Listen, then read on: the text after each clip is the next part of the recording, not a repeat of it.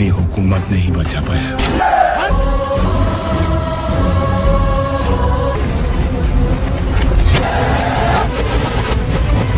वो तुम्हारे अंत की शुरुआत होगी। स्वराज्य का शुक्रगुजार रहेगी।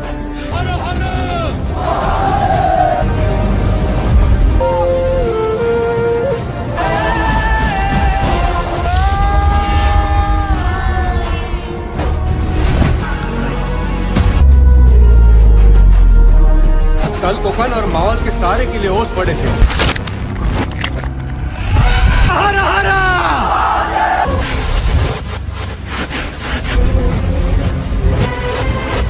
क्या नहीं मिला हमें इस जीवन में।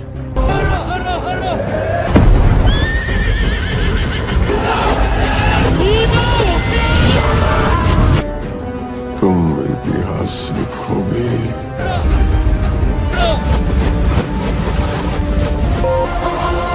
आपको हाथी पसंद है?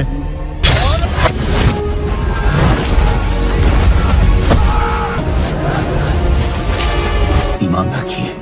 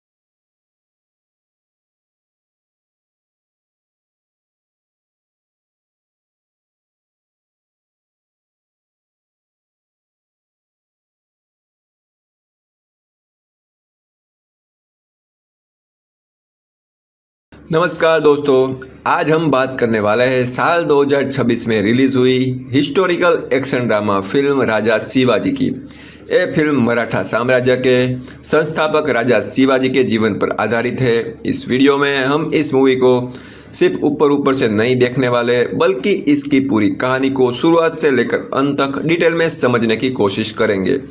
फिल्म में जो भी इम्पोर्टेंट इवेंट्स दिखाए गए हैं, हम उन्हें एक एक करके सिंपल और आसान भाषा में एक्सप्लेन करेंगे ताकि कहानी का कोई भी हिस्सा आपसे मिस ना हो। इस वीडियो का मकसद सिर्फ मूवी की स्टोरी बताना नहीं है, बल्कि उस स्टोरी को उसी सीक्वेंस में समझना है जिस सीक्वेंस में फिल्म उसे ऑडियंस के सामने पेश करती है। हम पूरी कहानी को स्टेप बाय स्टेप फॉलो करेंगे और हर इम्पोर्टेंट मोमेंट्स को डिटेल में नरेशंस के साथ समझेंगे। इसीलिए अगर आपने ये फिल्म पहले ही देख रखी है तो ये वीडियो आपको उसकी पूरी जर्नी दोबारा याद दिलाएगा, और अगर आपने अभी तक ये फिल्म नहीं देखी है तब भी इस एक्सप्लेनेशन के बाद आपको मूवी की पूरी कहानी एकदम क्लियर हो जाएंगी।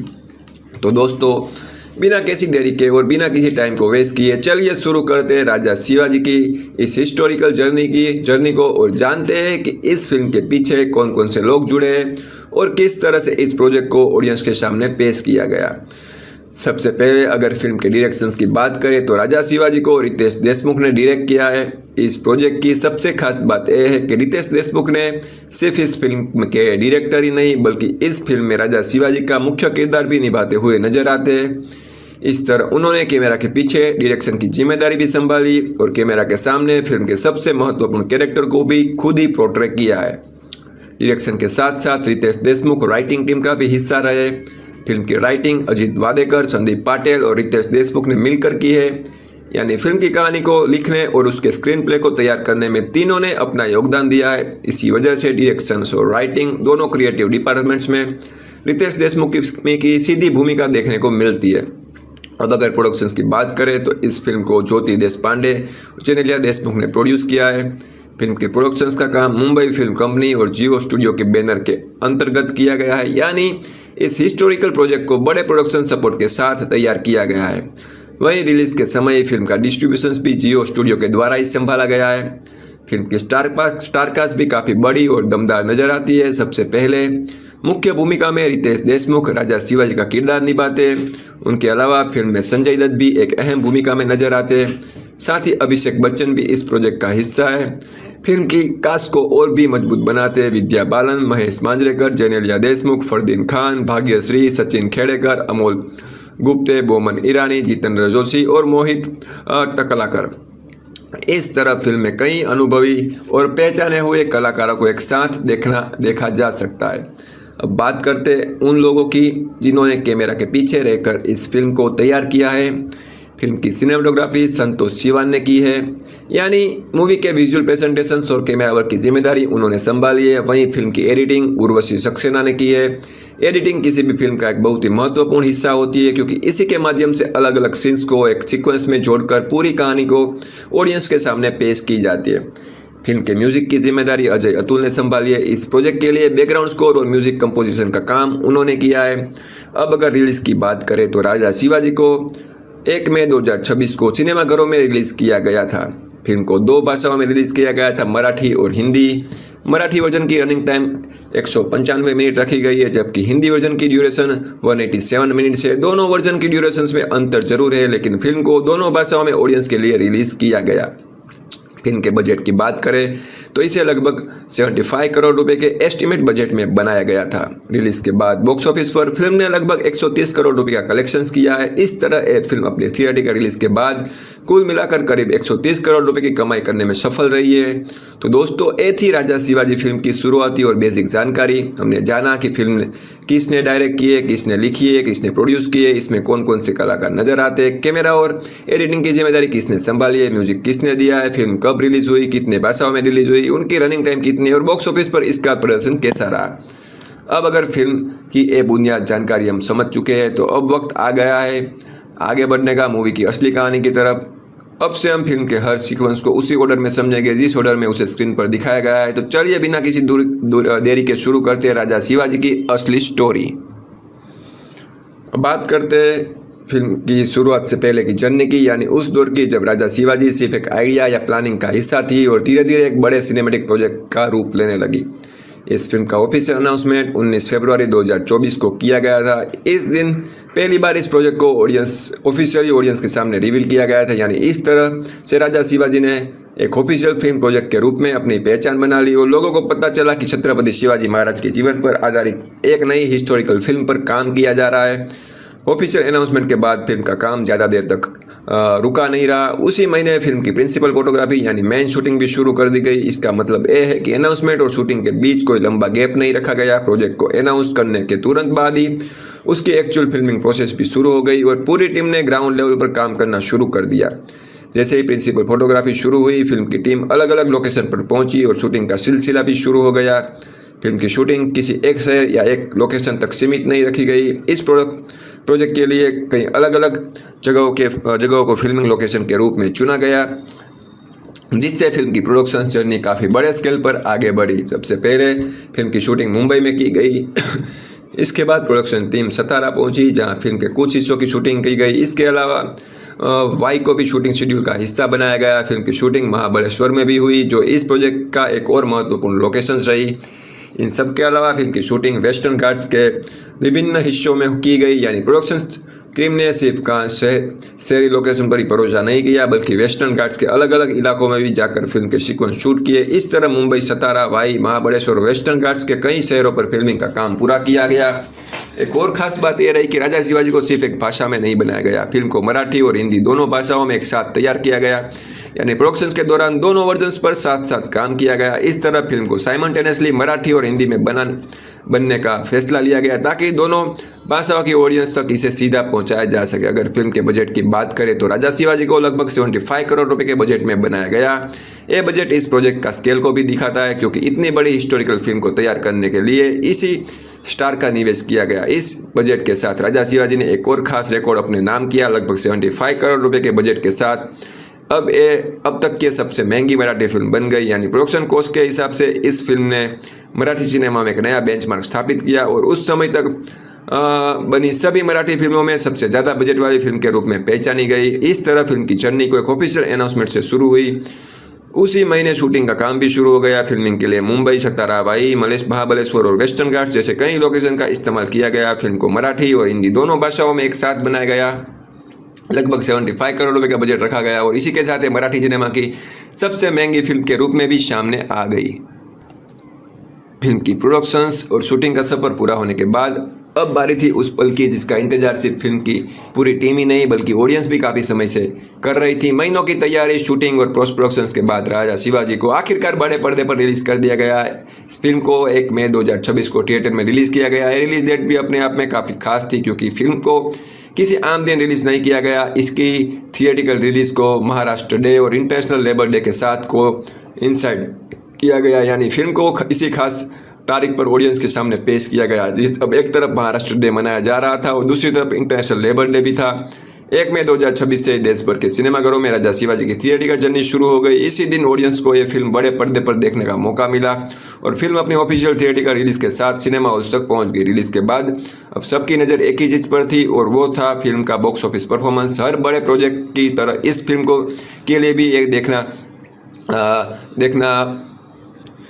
काफ़ी महत्वपूर्ण था कि ऑडियंस इसे किस तरह का रिस्पॉन्स देती है और थिएटर में इसका सफ़र कितना सफल रहता है। थिएटर रिलीज के बाद राजा शिवाजी ने बॉक्स ऑफिस पर अच्छा प्रदर्शन किया। धीरे धीरे फिल्म की कमाई बढ़ती गई और अपने थिएटिकल रन के दौरान इसने 130 करोड़ रुपए से भी अधिक का वर्ल्ड वाइड ग्रॉस कलेक्शन किया, यानी रिलीज के बाद फिल्म ने कुल मिलाकर 130 करोड़ रुपए से ज़्यादा की कमाई दर्ज की। एक कलेक्शन सिर्फ एक बॉक्स ऑफिस फिगर बनकर नहीं रह जाता है, बल्कि इसके साथ फिल्म ने मराठी सिनेमा में एक बहुत ही बड़ा रिकॉर्ड भी अपने नाम कर लिया। 130 करोड़ रुपए से अधिक की कमाई के साथ राजा शिवाजी उस समय तक की सबसे ज़्यादा कमाई करने वाली मराठी फिल्म बन गई। इस तरह बॉक्स ऑफिस कलेक्शंस के मामले में इस फिल्म ने मराठी सिनेमा के इतिहास में पहला स्थान हासिल कर लिया और हाईएस्ट ग्रॉसिंग मराठी फिल्म का रिकॉर्ड अपने नाम कर दिया। लेकिन फिल्म की उपलब्धि सिर्फ मराठी सिनेमा तक ही सीमित नहीं रही। अगर साल 2026 में रिलीज़ हुई भारतीय फिल्मों की बात की जाए तो राजा शिवाजी ने उनमें भी अपनी जगह बनाई। बॉक्स ऑफिस कलेक्शन के आधार पर यह फिल्म 2026 की 10वीं सबसे ज़्यादा कमाई करने वाली भारतीय फिल्म बनी, यानी उस साल रिलीज हुई इंडियन फिल्म्स की लिस्ट में इस फिल्म ने टॉप 10 में अपनी पोजीशन दर्ज कराई। इस तरह राजा शिवाजी की थिएटिकल जर्नी 1 मई 2026 को शुरू हुई और महाराष्ट्र डे और इंटरनेशनल लेबर डे के मौके पर रिलीज हुई। इस फिल्म ने अपने थिएटिकल रन के दौरान 130 करोड़ रुपए से अधिक की कमाई की, मराठी सिनेमा की हाईएस्ट ग्रोसिंग फिल्म बनने का रिकॉर्ड अपने नाम किया और साथ ही साल 2026 की 10वीं सबसे ज़्यादा कमाई करने वाली भारतीय फिल्म के रूप में भी अपनी पहचान बनाई। यानी रिलीज के बाद राजा शिवाजी ने सिर्फ थिएटर्स तक अपनी मौजूदगी दर्ज नहीं कराई, बल्कि बॉक्स ऑफिस पर भी अपना एक अलग पहचान बनाते हुए मराठी फिल्म इंडस्ट्री के इतिहास में एक नया रिकॉर्ड स्थापित कर दिया।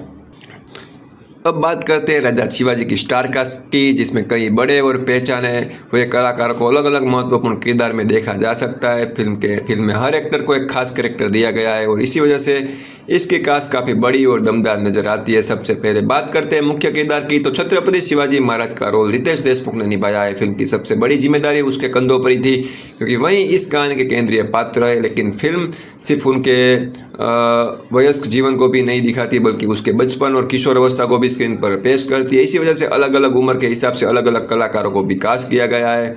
रूपेश बाने टीनेज छत्रपति शिवाजी महाराज के रूप में नजर आते हैं, जबकि रियान देशमुख उनके यंग वर्जन को और रायल देशमुख उसके बचपन के रूप को पोर्ट्रे करते हैं। इस तरह फिल्म में छत्रपति शिवाजी महाराज के जीवन के विभिन्न पड़ावों को अलग अलग एक्टर्स के माध्यम से दिखाया गया है। इसके बाद फिल्म की सबसे महत्वपूर्ण किरदारों में से एक है अफजल खान, जिसे संजय दत्त ने निभाया है।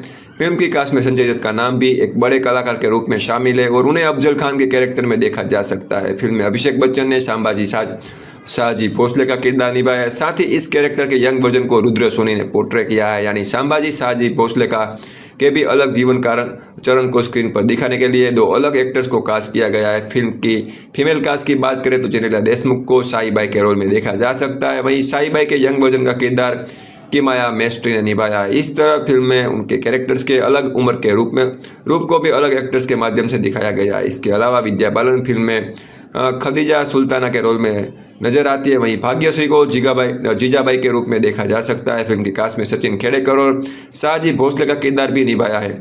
आगे बढ़ते हुए महेश मांजरेकर फिल्म में लखुजी जादव के रोल में नजर आते हैं। वहीं फरदीन खान को शाहजहां के कैरेक्टर में कास्ट किया गया है। फिल्म में अमोल गुप्ते ने मोहम्मद आदिल शाह का रोल निभाया है, जबकि बोमन ईरानी को पीर बाबा के रूप में देखा जा सकता है। इसी के साथ जितेंद्र जोशी ने पंत गोपीनाथ बोकिल का किरदार निभाया है। इन सब के अलावा फिल्म में कई अन्य कलाकार भी अलग अलग भूमिका में नजर आते हैं, लेकिन मुख्य और प्रमुख कास्ट में रितेश देशमुख, संजय दत्त, अभिषेक बच्चन, विद्या बालन, जेनेलिया देशमुख, महेश मांजरेकर, फरदीन खान, भाग्यश्री, सचिन खेड़ेकर, अमोल गुप्ता, बोमन ईरानी और जितेंद्र जोशी जैसे बड़े नाम शामिल है। फिल्म में खास कैमियो अपीयरेंस भी देखने को मिलते हैं। सलमान खान इस फिल्म में जीवा महले के रूप में स्पेशल अपीयरेंस देते हैं। इसके अलावा फिल्म के एंथम सॉन्ग छत्रपति में सिद्धार्थ जाधव, रेमो डिसूजा, आर्य गोगावले और राजनेता धीरज देशमुख भी स्पेशल अपीयरेंस करते हुए नजर आते हैं। इस तरह राजा शिवाजी की कास्ट में कई बड़े और अनुभवी कलाकारों को एक साथ देखा जा सकता है, जहां हर एक्टर को अलग अलग महत्वपूर्ण कैरेक्टर दिया गया है और फिल्म की कहानी को पेश करने के लिए सभी को अपनी अपनी भूमिका में शामिल किया गया है। दोस्तों, इतनी सारी शुरुआती जानकारी के बाद आखिरकार फिल्म अपने असली कहानी की तरफ बढ़ती है। यहीं से राजा शिवाजी की स्टोरी ऑफिशियली शुरू होती है और ऑडियंस को उस सफ़र पर ले जाया जाता है, जहां से एक ऐसे व्यक्ति की कहानी देखने को मिलती है जिसका नाम आगे चलकर इतिहास में बहुत महत्वपूर्ण स्थान बनाता है। फिल्म की कहानी का पूरा केंद्र शिवाजी के जीवन पर शुरुआती दौर पर रखा गया है, यानी मूवी उनके जीवन के उस समय को दिखाती है जब उसकी यात्रा अपने प्रारंभिक चरण में थी। फिल्म सीधे उनके जीवन की शुरुआती पड़ाव से अपनी कहानी को आगे बढ़ाती है और धीरे धीरे उसके सफ़र को ऑडियंस के सामने पेश करती है। जैसे जैसे कहानी आगे बढ़ती है वैसे वैसे फिल्म ये दिखाती है कि शिवाजी का सफ़र किस तरह धीरे धीरे एक बड़े उद्देश्य की तरफ बढ़ने लगता है। ये सिर्फ किसी एक घटना या एक ही पल की कहानी नहीं है, बल्कि उनके जीवन के उस दौर की कहानी है जहाँ से उसकी पहचान और उसकी यात्रा का असली आरंभ होता है। फिल्म का फोकस उन शुरुआती परिस्थितियों पर भी बना रहता है जहां शिवाजी अपने आसपास मौजूद ताकतवर शक्तियों के बीच अपना रास्ता तय करते हुए नजर आते हैं। कहानी धीरे धीरे ये दिखाती है कि उसके सामने कैसे बड़े बड़े और शक्तिशाली साम्राज्य मौजूद थे।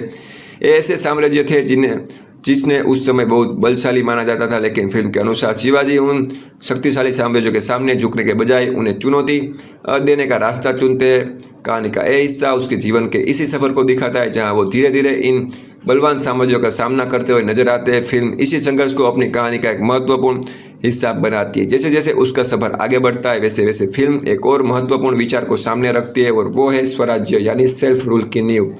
मूवी के अनुसार शिवाजी का सफ़र सिर्फ चुनौतियों का सामना करना तक सीमित नहीं रहता है, बल्कि धीरे धीरे वही सफ़र स्वराज्य की बुनियाद रखने की दिशा में बढ़ने लगता है। फिल्म इसी बात को अपनी कहानी का केंद्रीय विषय बनाती है कि शिवाजी की यात्रा किस तरह स्वराज्य के नींव रखने तक पहुँचते हैं, यानी कहानी का ध्यान उन घटनाओं पर है जो आगे चलकर स्वराज्य के स्थापना की दिशा में एक महत्वपूर्ण कदम साबित होती है। मूवी इस सफ़र को स्टेप बाय स्टेप ऑडियंस के सामने पेश करती है। साथ ही फिल्म एक और बात को बहुत स्पष्ट रखती है, इसकी कहानी शिवाजी के पूरे जीवन को कवर नहीं करती, बल्कि इसका पूरा फोकस उनके जीवन के उस दौर पर था जब तक वो 1674 में छत्रपति नहीं बने थे, यानी फिल्म की स्टोरी उन घटनाओं को दिखाती है जो उसके छत्रपति बनने से पहले की जर्नी का हिस्सा है। इसी वजह से मूवी का नैरेटिव पूरी तरह उसके प्रारंभिक जीवन, उसके स्थान, उनके संघर्ष और स्वराज्य की बुनियाद तक सीमित रहता है। कहानी को इस दायरे में रखते हुए फिल्म आगे बढ़ती है और शिवाजी के उस सफ़र को दिखाती है जो धीरे धीरे एक बड़े ऐतिहासिक पड़ाव की तरफ लेकर जाता है। लेकिन फिल्म का केंद्र उनके 1674 में छत्रपति बनने से पहले के जीवन पर ही बना रहता है और इसी के साथ राजा शिवाजी की असली कहानी शुरू होती है। अब फिल्म एक एक करके उन घटनाओं को सामने लाना शुरू करती है जिनसे शिवाजी का जीवन का ये प्रारंभिक सफ़र आगे बढ़ता है और जिनके माध्यम से उनके उठान और स्वराज्य की बुनियाद को स्क्रीन पर दिखाया जाता है।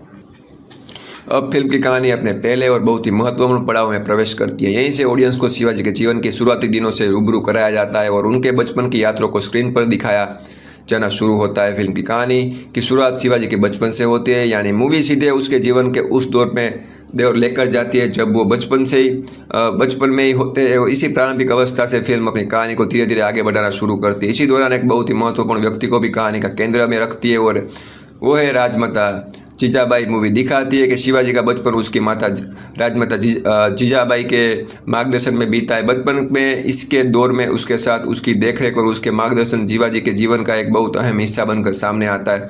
फिल्म के अनुसार राजमाता जीजाबाई सिर्फ शिवाजी की माँ के रूप में ही नजर नहीं आती बल्कि उनके मार्गदर्शन के रूप में भी दिखाई देती है। कहानी इसी बात को धीरे धीरे सामने रखती है कि शिवाजी के बचपन के समय उसके जीवन पर राजमाता जीजाबाई का गहरा प्रभाव था। जैसे जैसे फिल्म आगे बढ़ती है वैसे वैसे दिखाया जाता है कि राजमाता जीजाबाई के जीजाबाई की शिक्षा और उनके द्वारा दिए गए संस्कार शिवाजी के व्यक्तित्व को धीरे धीरे किस तरह प्रभावित करते हैं। मूवी के अनुसार उसकी सिखाई हुई बातें और उसका मार्गदर्शन शिवाजी के सोचने का नजरिया तैयार करने में एक महत्वपूर्ण भूमिका निभाता है। फिल्म इस बात पर भी जोर देती है कि राजमाता जीजाबाई की शिक्षा के माध्यम से ही शिवाजी के अंदर एक स्पष्ट दृष्टिकोण यानी एक विजन्स का निर्माण होता है। साथ ही उनके मार्गदर्शन का प्रभाव शिवाजी के साहस और हिम्मत पर भी दिखाया गया है। कहानी के अनुसार उसकी माता की सीख और उनका मार्गदर्शन ही धीरे धीरे शिवाजी के विजन्स को करेज को आगे लेकर आने लगता है। यानी फिल्म के प्रारंभिक हिस्से में दिखाया जाता है कि शिवाजी का व्यक्तित्व अचानक नहीं बनता है बल्कि बचपन से ही राजमाता जीजाबाई के मार्गदर्शन के माध्यम से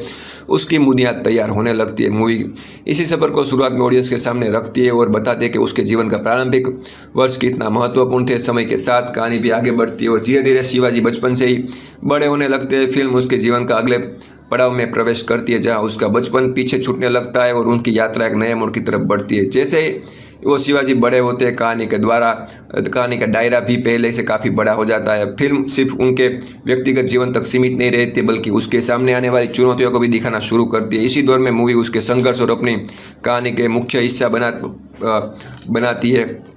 फिल्म के अनुसार शिवाजी को आदिल शाह सुल्तानी के खिलाफ संघर्ष करते हुए दिखाया जाता है। इसी के साथ कहानी में मुगल फोर्सेस भी उसका सामने एक चुनौती के रूप में उभरते, यानी उसके जीवन का यह दौर ऐसा दिखाया गया है जहां उन्हें एक नहीं बल्कि कई शक्तिशाली विरोधियों का ताकतों का सामना करना पड़ता है। मूवी धीरे धीरे ये भी दिखाती है कि इन संघर्षों के बीच शिवाजी सिर्फ मुकाबला ही नहीं करते हैं बल्कि अपनी तैयारी को भी मजबूत बना रहे होते। फिल्म के अनुसार इस दौरान वो एक वफादार सेना यानी एक लॉयल आर्मी का निर्माण करना शुरू करते हैं। कहानी में इस बात को भी महत्वपूर्ण रूप से दिखाया गया है कि उसके साथ ऐसे लोग जुड़ते हैं जो उसके प्रति अपनी वफादारी बनाए रखते हैं।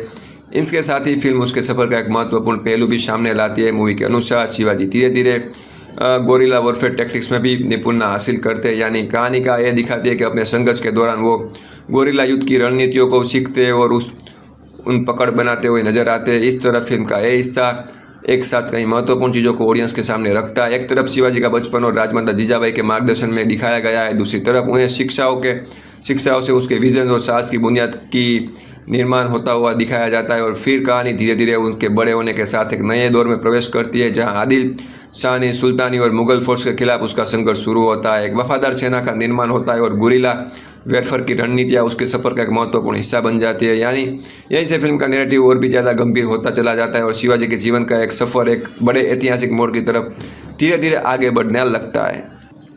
जैसे जैसे कहानी आगे बढ़ती है वैसे वैसे शिवाजी का सफ़र भी एक नया और ज़्यादा महत्वपूर्ण दौर में प्रवेश करता है। अब कहानी सिर्फ उसके बचपन और उसके मार्गदर्शन का उनके प्रारंभिक संघर्ष तक सीमित नहीं रही थी। इसके बाद फिल्म का पूरा नैरेटिव एक बड़े लक्ष्य के इर्द गिर्द घूमना शुरू कर देता है। मूवी के अनुसार कहानी का एक बहुत बड़ा और केंद्रीय हिस्सा शिवाजी के हिंदवी स्वराज्य की स्थापना का मिशन पर केंद्रित है। यानी फिल्म में उसके सफ़र को सिर्फ अलग अलग घटनाओं की तरह नहीं दिखाया गया बल्कि एक स्पष्ट उद्देश्य के साथ आगे बढ़ते हुए दिखाया गया है। कहानी बार बार इसी बात को तरफ इशारा करती है कि उसकी यात्रा का सबसे बड़ा लक्ष्य हिंदवी स्वराज्य की नींव रखना है। फिल्म धीरे धीरे दिखाती है कि शिवाजी का हर कदम इस मिशन की तरफ बढ़ता हुआ नजर आता है। कहानी में उसकी सोच और उसकी यात्रा को इसी उद्देश्य के साथ जोड़ा गया है। इस तरह हिंदवी स्वराज्य को मिशन मूवी की स्टोरी का एक बहुत ही महत्वपूर्ण लगातार चलने वाला हिस्सा बन जाता है। जैसे ही कहानी एक मिशन की तरफ आगे बढ़ती है वैसे ही फिल्म में कोई स्ट्रेटेजिक बैटल्स को भी दिखाया जाता है। मूवी के अनुसार शिवाजी के सफर में ऐसे कई युद्ध और संघर्ष आते हैं जहां रणनीति का महत्वपूर्ण स्थान होता है। कहानी इन लड़ाई को सिर्फ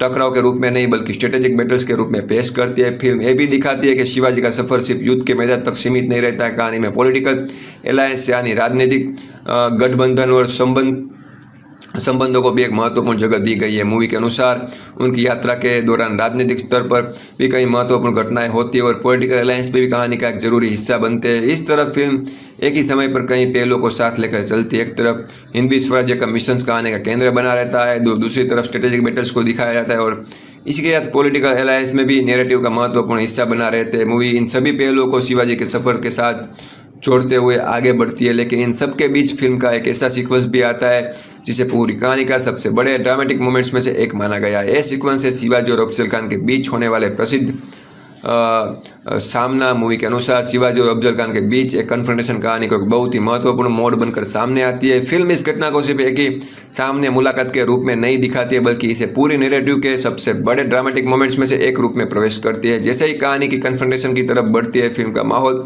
और भी ज़्यादा गंभीर होता चला जाता है। ऑडियंस का ध्यान पूरी तरह इस घटनाओं पर केंद्रित हो जाता है क्योंकि मूवी के अनुसार एक कन्फ्रंटेशन पूरी कहानी के सबसे महत्वपूर्ण और सबसे ज़्यादा ड्रामेटिक सीक्वेंस में से एक है। इसी वजह से शिवाजी और अफजल खान के बीच होने वाला यह सामना फिल्म के नैरेटिव में एक अलग ही महत्व रखता है। मूवी इस सीक्वेंस को अपनी कहानी का केंद्र सबसे बड़ा ड्रामेटिक हाईलाइट्स में शामिल करते हुए इस माध्यम से स्टोरी को एक नए मोड़ की तरफ लेकर जाती है। इस तरह फिल्म का पूरा हिस्सा शिवाजी के हिंदवी स्वराज्य के मिशन, उसके स्ट्रेटेजिक बैटल्स, पॉलिटिकल अलायंस और अफजल खान के साथ होने वाले इस प्रसिद्ध कन्फ्रंटेशन के इर्द गिर्द घूमता है। सभी घटनाएं मिलकर कहानी को और भी ज़्यादा गहरा बनाती है और शिवाजी के सफर को धीरे धीरे उस दिशा में आगे बढ़ाती है जहां उसका उद्देश्य और उसका संघर्ष दोनों एक साथ और अधिक स्पष्ट रूप में सामने आने लगता है।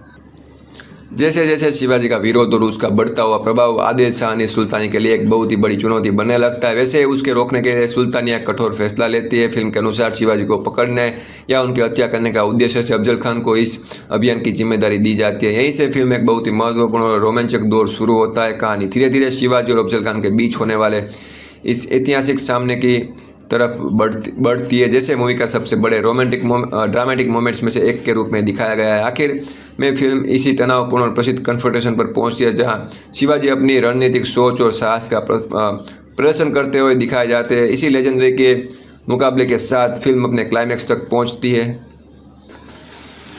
अब अगर फिल्म के डेवलपमेंट की बात करें तो राजा शिवाजी जेनेलिया देशमुख और रितेश देशमुख की मराठी सिनेमा में साथ है चौथी प्रोडक्शन फिल्म बनी है। इससे पहले दोनों लई भारी, मौली और वेद जैसे फिल्मों में भी साथ काम कर चुके थे। शिवाजी महाराज पर फिल्म बनाने की खबरें पहली बार 2015 में सामने आई थी। इसके बाद 20 अगस्त 2015 को जेनेलिया देशमुख ने ट्विटर के जरिए इस प्रोजेक्ट की पुष्टि की और इसे सिर्फ एक फिल्म नहीं बल्कि एक जिम्मेदारी बताया था। उसी साल दिसंबर में रितेश देशमुख ने भी मुंबई फिल्म कंपनी के इस प्रोजेक्ट का ऑफिशियल अनाउंसमेंट किया था जिसे उस समय रवि यादव डायरेक्ट करने वाले थे। अगर कुछ सालों तक फिल्म के स्क्रीन पर लगातार काम होता रहा, कई राइटर्स ने स्क्रिप्ट के अलग अलग ड्राफ्ट तैयार किए, लुक टेस्ट और इनिशियल पोस्टर डिजाइन भी कंप्लीट किया गया, लेकिन कई डिलेस और पर्सनल सर्कमस्टेंस की वजह से प्रोजेक्ट अपनी ओरिजिनल प्लानिंग के मुताबिक आगे नहीं बढ़ सका और बाद में रवि यादव ने प्रोजेक्ट से अलग हो गए। इसके बाद रितेश देशमुख ने इस प्रोजेक्ट का काम जारी रखा। उन्होंने बताया कि स्क्रीन प्ले पूरी हो चुकी है और इस मराठी सिनेमा की सबसे महंगी फिल्मों में से एक बन सकती है। स्क्रिप्ट्स को और मजबूत बनाने के लिए वो खुद ही भी हिस्टोरिकल बुक्स का अध्ययन कर रहे थे। उन्होंने इस फिल्म को अपना लेबर ऑफ लव और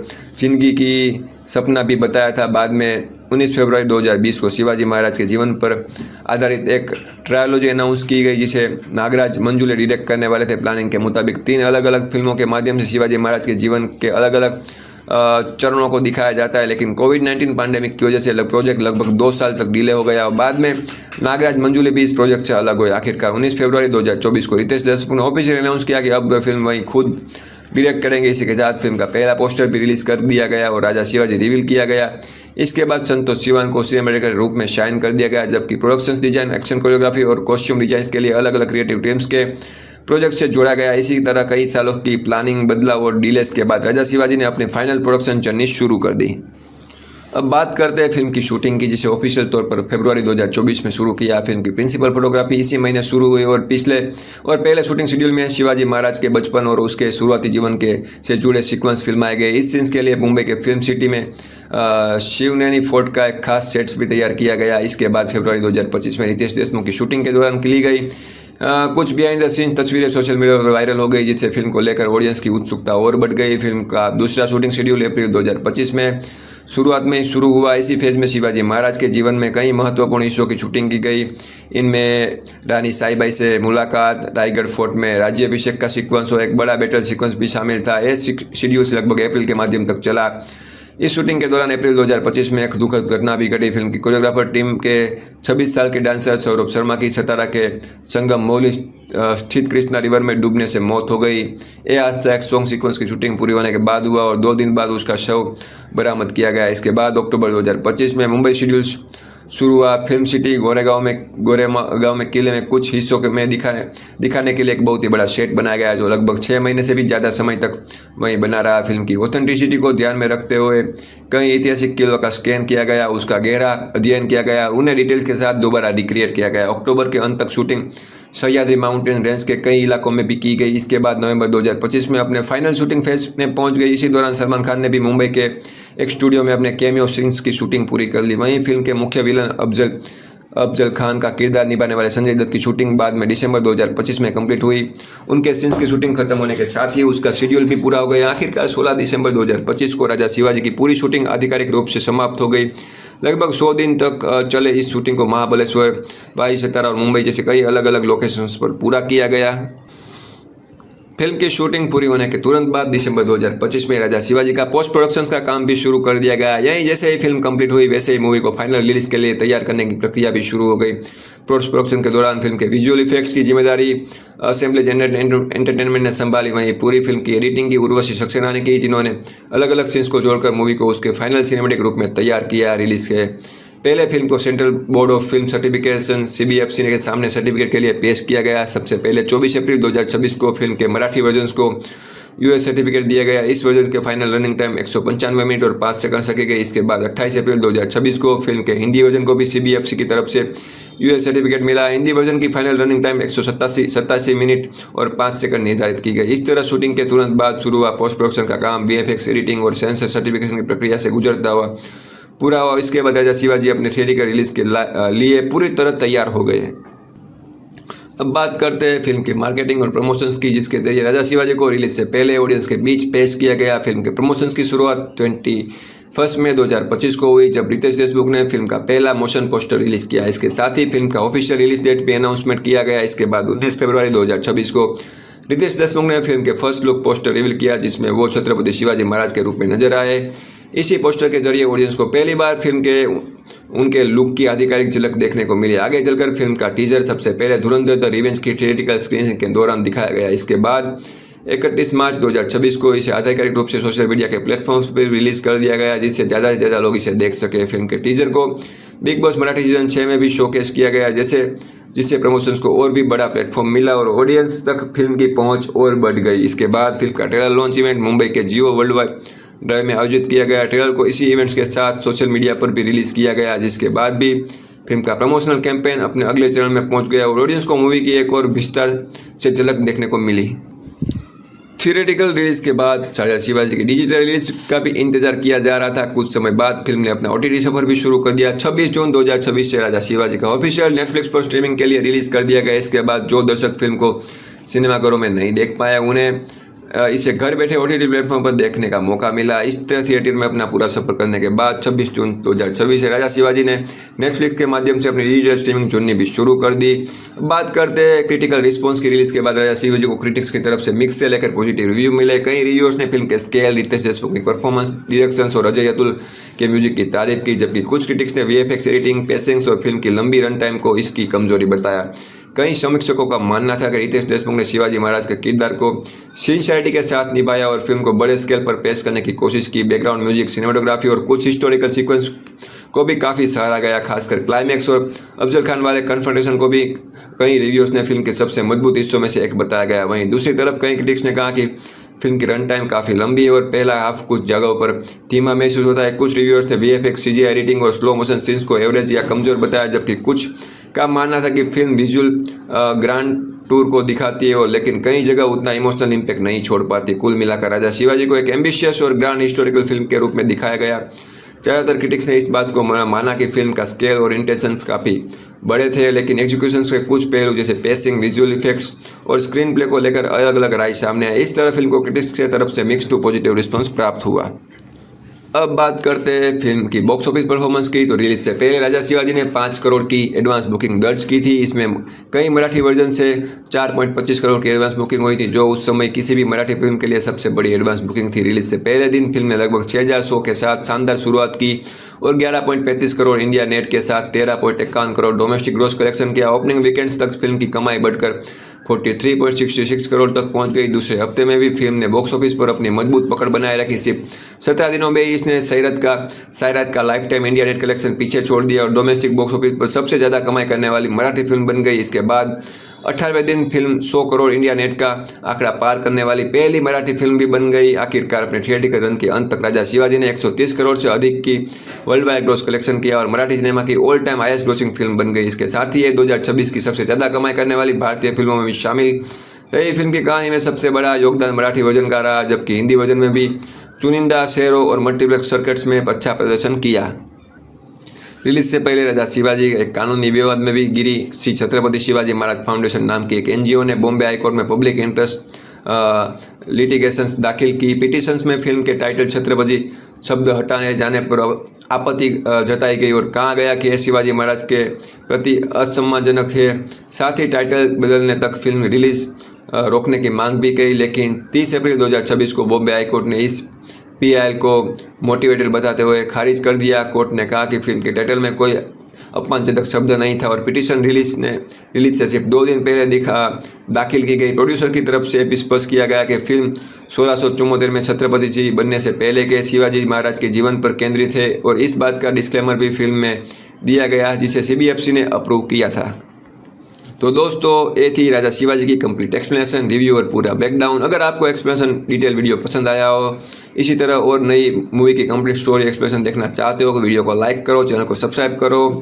मिलते हैं अगली वीडियो में एक और ज़बरदस्त मूवी की कंप्लीट एक्सप्लेनेशन के साथ। तब तक के लिए धन्यवाद। नमस्कार दोस्तों, आज हम बात करने वाले हैं साल 2026 में रिलीज हुई हिस्टोरिकल एक्शन ड्रामा फिल्म राजा शिवाजी की। ये फिल्म मराठा साम्राज्य के संस्थापक राजा शिवाजी के जीवन पर आधारित है। इस वीडियो में हम इस मूवी को सिर्फ ऊपर से नहीं देखने वाले, बल्कि इसकी पूरी कहानी को शुरुआत से लेकर अंत तक डिटेल में समझने की कोशिश करेंगे। फिल्म में जो भी इम्पोर्टेंट इवेंट्स दिखाए गए हैं, हम उन्हें एक एक करके सिंपल और आसान भाषा में एक्सप्लेन करेंगे ताकि कहानी का कोई भी हिस्सा आपसे मिस ना हो। इस वीडियो का मकसद सिर्फ मूवी की स्टोरी बताना नहीं है, बल्कि उस स्टोरी को उसी सीक्वेंस में समझना है जिस सीक्वेंस में फिल्म उसे ऑडियंस के सामने पेश करती है। हम पूरी कहानी को स्टेप बाय स्टेप फॉलो करेंगे और हर इम्पोर्टेंट मोमेंट्स को डिटेल में नरेशंस के साथ समझेंगे। इसीलिए अगर आपने ये फिल्म पहले ही देख रखी है तो ये वीडियो आपको उसकी पूरी जर्नी दोबारा याद दिलाएगा, और अगर आपने अभी तक ये फिल्म नहीं देखी है तब भी इस एक्सप्लेनेशन के बाद आपको मूवी की पूरी कहानी एकदम क्लियर हो जाएंगी। तो दोस्तों, बिना किसी देरी के और बिना किसी टाइम को वेस्ट किए चलिए शुरू करते हैं राजा शिवाजी की इस हिस्टोरिकल जर्नी को और जानते हैं कि इस फिल्म के पीछे कौन कौन से लोग जुड़े हैं और किस तरह से इस प्रोजेक्ट को ऑडियंस के सामने पेश किया गया। सबसे पहले अगर फिल्म के डायरेक्शंस की बात करें तो राजा शिवाजी को रितेश देशमुख ने डायरेक्ट किया है। इस प्रोजेक्ट की सबसे खास बात यह है कि रितेश देशमुख ने सिर्फ इस फिल्म के डायरेक्टर ही नहीं बल्कि इस फिल्म में राजा शिवाजी का मुख्य किरदार भी निभाते हुए नजर आते हैं। इस तरह उन्होंने कैमरा के पीछे डायरेक्शन की जिम्मेदारी भी संभाली और कैमरा के सामने फिल्म के सबसे महत्वपूर्ण कैरेक्टर को भी खुद ही पोर्ट्रे किया है। डायरेक्शन के साथ साथ रितेश देशमुख राइटिंग टीम का भी हिस्सा रहे। फिल्म की राइटिंग अजीत वाडेकर, संदीप पाटिल और रितेश देशमुख ने मिलकर की है, यानी फिल्म की कहानी को लिखने और उसके स्क्रीन प्ले को तैयार करने में तीनों ने अपना योगदान दिया है। इसी वजह से डायरेक्शन और राइटिंग दोनों क्रिएटिव डिपार्टमेंट्स में रितेश देशमुख की सीधी भूमिका देखने को मिलती है। अब अगर प्रोडक्शंस की बात करें तो इस फिल्म को ज्योति देशपांडे, चैनलिया देशमुख ने प्रोड्यूस किया है। फिल्म के प्रोडक्शंस का काम मुंबई फिल्म कंपनी और जियो स्टूडियो के बैनर के अंतर्गत किया गया है, यानी इस हिस्टोरिकल प्रोजेक्ट को बड़े प्रोडक्शन सपोर्ट के साथ तैयार किया गया है। वहीं रिलीज के समय फिल्म का डिस्ट्रीब्यूशन भी जियो स्टूडियो के द्वारा ही संभाला गया है। फिल्म की स्टारकास्ट भी काफ़ी बड़ी और दमदार नजर आती है। सबसे पहले मुख्य भूमिका में रितेश देशमुख राजा शिवाजी का किरदार निभाते हैं। उनके अलावा फिल्म में संजय दत्त भी एक अहम भूमिका में नजर आते हैं। साथ ही अभिषेक बच्चन भी इस प्रोजेक्ट का हिस्सा है। फिल्म की कास्ट को और भी मजबूत बनाते हैं विद्या बालन, महेश मांजरेकर, जेनेलिया देशमुख, फरदीन खान, भाग्यश्री, सचिन खेड़ेकर, अमोल गुप्ते, बोमन ईरानी, जितेंद्र जोशी और मोहित टकलाकर। इस तरह फिल्म में कई अनुभवी और पहचाने हुए कलाकारों को एक साथ देखा जा सकता है। अब बात करते उन लोगों की जिन्होंने कैमरा के पीछे रहकर इस फिल्म को तैयार किया है। फिल्म की सिनेमेटोग्राफी संतोष सिवान ने की है, यानी मूवी के विजुअल प्रेजेंटेशन और कैमरा वर्क की जिम्मेदारी उन्होंने संभाली है। वहीं फिल्म की एडिटिंग उर्वशी सक्सेना ने की है। एडिटिंग किसी भी फिल्म का एक बहुत ही महत्वपूर्ण हिस्सा होती है, क्योंकि इसी के माध्यम से अलग अलग सीन्स को एक सीक्वेंस में जोड़कर पूरी कहानी को ऑडियंस के सामने पेश की जाती है। फिल्म के म्यूजिक की जिम्मेदारी अजय अतुल ने संभाली है। इस प्रोजेक्ट के लिए बैकग्राउंड स्कोर और म्यूजिक कंपोजिशन का काम उन्होंने किया है। अब अगर रिलीज की बात करें तो राजा शिवाजी को 1 मई 2026 को सिनेमाघरों में रिलीज किया गया था। फिल्म को 2 भाषाओं में रिलीज किया गया था, मराठी और हिंदी। मराठी वर्जन की रनिंग टाइम 195 मिनट रखी गई है, जबकि हिंदी वर्जन की ड्यूरेशन 187 मिनट है। दोनों वर्जन की ड्यूरेशन में अंतर जरूर है, लेकिन फिल्म को दोनों भाषाओं में ऑडियंस के लिए रिलीज किया गया। फिल्म के बजट की बात करें तो इसे लगभग 75 करोड़ रुपए के एस्टिमेट बजट में बनाया गया था। रिलीज के बाद बॉक्स ऑफिस पर फिल्म ने लगभग 130 करोड़ रुपए का कलेक्शंस किया है। इस तरह ये फिल्म अपने थिएटर रिलीज के बाद कुल मिलाकर करीब 130 करोड़ रुपए की कमाई करने में सफल रही है। तो दोस्तों, ये थी राजा शिवाजी फिल्म की शुरुआती और बेसिक जानकारी। हमने जाना कि फिल्म किसने डायरेक्ट की है, किसने लिखी है, किसने प्रोड्यूस की है, इसमें कौन कौन से कलाकार नजर आते हैं, कैमरा और एडिटिंग की जिम्मेदारी किसने संभाली है, म्यूजिक किसने दिया है, फिल्म कब रिलीज हुई, कितने भाषाओं में रिलीज हुई, उनकी रनिंग टाइम कितनी और बॉक्स ऑफिस पर इसका प्रदर्शन कैसा रहा। अब अगर फिल्म की ये बुनियाद जानकारी हम समझ चुके हैं, तो अब वक्त आ गया है आगे बढ़ने का मूवी की असली कहानी की तरफ। अब से हम फिल्म के हर सीक्वेंस को उसी ऑर्डर में समझेंगे जिस ऑर्डर में उसे स्क्रीन पर दिखाया गया है। तो चलिए बिना किसी देरी के शुरू करते हैं राजा शिवाजी की असली स्टोरी। बात करते हैं फिल्म की शुरुआत से पहले की जर्नी की, यानी उस दौर की जब राजा शिवाजी सिर्फ एक आइडिया या प्लानिंग का हिस्सा थी और धीरे धीरे एक बड़े सिनेमेटिक प्रोजेक्ट का रूप लेने लगी। इस फिल्म का ऑफिशियल अनाउंसमेंट 19 फरवरी 2024 को किया गया था। इस दिन पहली बार इस प्रोजेक्ट को ऑफिशियली ऑडियंस के सामने रिवील किया गया था, यानी इस तरह से राजा शिवाजी ने एक ऑफिशियल फिल्म प्रोजेक्ट के रूप में अपनी पहचान बना ली और लोगों को पता चला कि छत्रपति शिवाजी महाराज के जीवन पर आधारित एक नई हिस्टोरिकल फिल्म पर काम किया जा रहा है। ऑफिशियल अनाउंसमेंट के बाद फिल्म का काम ज़्यादा देर तक रुका नहीं रहा। उसी महीने फिल्म की प्रिंसिपल फोटोग्राफी यानी मेन शूटिंग भी शुरू कर दी गई। इसका मतलब यह है कि अनाउंसमेंट और शूटिंग के बीच कोई लंबा गैप नहीं रखा गया। प्रोजेक्ट को अनाउंस करने के तुरंत बाद ही उसकी एक्चुअल फिल्मिंग प्रोसेस भी शुरू हो गई और पूरी टीम ने ग्राउंड लेवल पर काम करना शुरू कर दिया। जैसे ही प्रिंसिपल फोटोग्राफी शुरू हुई, फिल्म की टीम अलग अलग लोकेशन पर पहुंची और शूटिंग का सिलसिला भी शुरू हो गया। फिल्म की शूटिंग किसी एक शहर या एक लोकेशन तक सीमित नहीं रखी गई। इस प्रोजेक्ट के लिए कई अलग अलग जगहों को फिल्मिंग लोकेशन के रूप में चुना गया, जिससे फिल्म की प्रोडक्शन जर्नी काफ़ी बड़े स्केल पर आगे बढ़ी। सबसे पहले फिल्म की शूटिंग मुंबई में की गई। इसके बाद प्रोडक्शन टीम सतारा पहुंची, जहां फिल्म के कुछ हिस्सों की शूटिंग की गई। इसके अलावा वाई को भी शूटिंग शेड्यूल का हिस्सा बनाया गया। फिल्म की शूटिंग महाबलेश्वर में भी हुई, जो इस प्रोजेक्ट का एक और महत्वपूर्ण लोकेशन रही। इन सब के अलावा फिल्म की शूटिंग वेस्टर्न घाट्स के विभिन्न हिस्सों में की गई, यानी प्रोडक्शन टीम ने सिर्फ शहरी लोकेशन पर ही भरोसा नहीं किया, बल्कि वेस्टर्न घाट्स के अलग अलग इलाकों में भी जाकर फिल्म के सीक्वेंस शूट किए। इस तरह मुंबई, सतारा, वाई, महाबलेश्वर, वेस्टर्न घाट्स के कई शहरों पर फिल्मिंग का काम पूरा किया गया। एक और खास बात यह रही कि राजा शिवाजी को सिर्फ एक भाषा में नहीं बनाया गया। फिल्म को मराठी और हिंदी दोनों भाषाओं में एक साथ तैयार किया गया, यानी प्रोडक्शंस के दौरान दोनों वर्जन्स पर साथ साथ काम किया गया। इस तरह फिल्म को साइमल्टेनियसली मराठी और हिंदी में बनने का फैसला लिया गया, ताकि दोनों भाषाओं की ऑडियंस तक इसे सीधा पहुंचाया जा सके। अगर फिल्म के बजट की बात करें तो राजा शिवाजी को लगभग 75 करोड़ रुपए के बजट में बनाया गया। यह बजट इस प्रोजेक्ट का स्केल को भी दिखाता है, क्योंकि इतनी बड़ी हिस्टोरिकल फिल्म को तैयार करने के लिए इसी स्टार का निवेश किया गया। इस बजट के साथ राजा शिवाजी ने एक और खास रिकॉर्ड अपने नाम किया। लगभग 75 करोड़ रुपए के बजट के साथ अब तक की सबसे महंगी मराठी फिल्म बन गई। यानी प्रोडक्शन कॉस्ट के हिसाब से इस फिल्म ने मराठी सिनेमा में एक नया बेंचमार्क स्थापित किया और उस समय तक बनी सभी मराठी फिल्मों में सबसे ज़्यादा बजट वाली फिल्म के रूप में पहचानी गई। इस तरह फिल्म की जर्नी को एक ऑफिशियल अनाउंसमेंट से शुरू हुई। उसी महीने शूटिंग का काम भी शुरू हो गया। फिल्मिंग के लिए मुंबई, सताराबाई, महाबलेश्वर और वेस्टर्न घाट जैसे कई लोकेशन का इस्तेमाल किया गया। फिल्म को मराठी और हिंदी दोनों भाषाओं में एक साथ बनाया गया। लगभग 75 करोड़ रुपए का बजट रखा गया और इसी के साथ मराठी सिनेमा की सबसे महंगी फिल्म के रूप में भी सामने आ गई।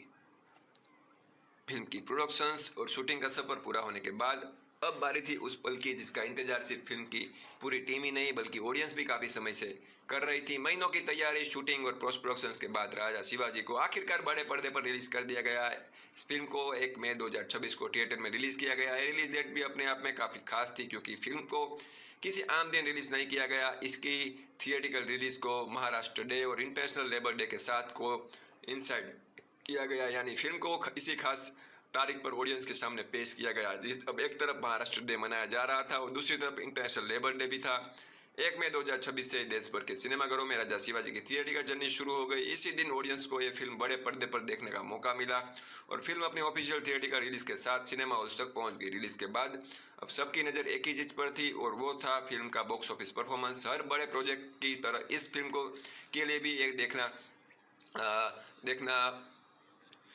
काफ़ी महत्वपूर्ण था कि ऑडियंस इसे किस तरह का रिस्पॉन्स देती है और थिएटर में इसका सफर कितना सफल रहता है। थिएटर रिलीज के बाद राजा शिवाजी ने बॉक्स ऑफिस पर अच्छा प्रदर्शन किया। धीरे धीरे फिल्म की कमाई बढ़ती गई और अपने थिएटिकल रन के दौरान इसने 130 करोड़ रुपए से भी अधिक का वर्ल्ड वाइड ग्रॉस कलेक्शन किया। यानी रिलीज के बाद फिल्म ने कुल मिलाकर 130 करोड़ रुपए से ज़्यादा की कमाई दर्ज की। एक कलेक्शन सिर्फ एक बॉक्स ऑफिस फिगर बनकर नहीं रह जाता है बल्कि इसके साथ फिल्म ने मराठी सिनेमा में एक बहुत ही बड़ा रिकॉर्ड भी अपने नाम कर लिया। 130 करोड़ रुपए से अधिक की कमाई के साथ राजा शिवाजी उस समय तक की सबसे ज़्यादा कमाई करने वाली मराठी फिल्म बन गई। इस तरह बॉक्स ऑफिस कलेक्शंस के मामले में इस फिल्म ने मराठी सिनेमा के इतिहास में पहला स्थान हासिल कर लिया और हाईएस्ट ग्रॉसिंग मराठी फिल्म का रिकॉर्ड अपने नाम कर दिया। लेकिन फिल्म की उपलब्धि सिर्फ मराठी सिनेमा तक ही सीमित नहीं रही।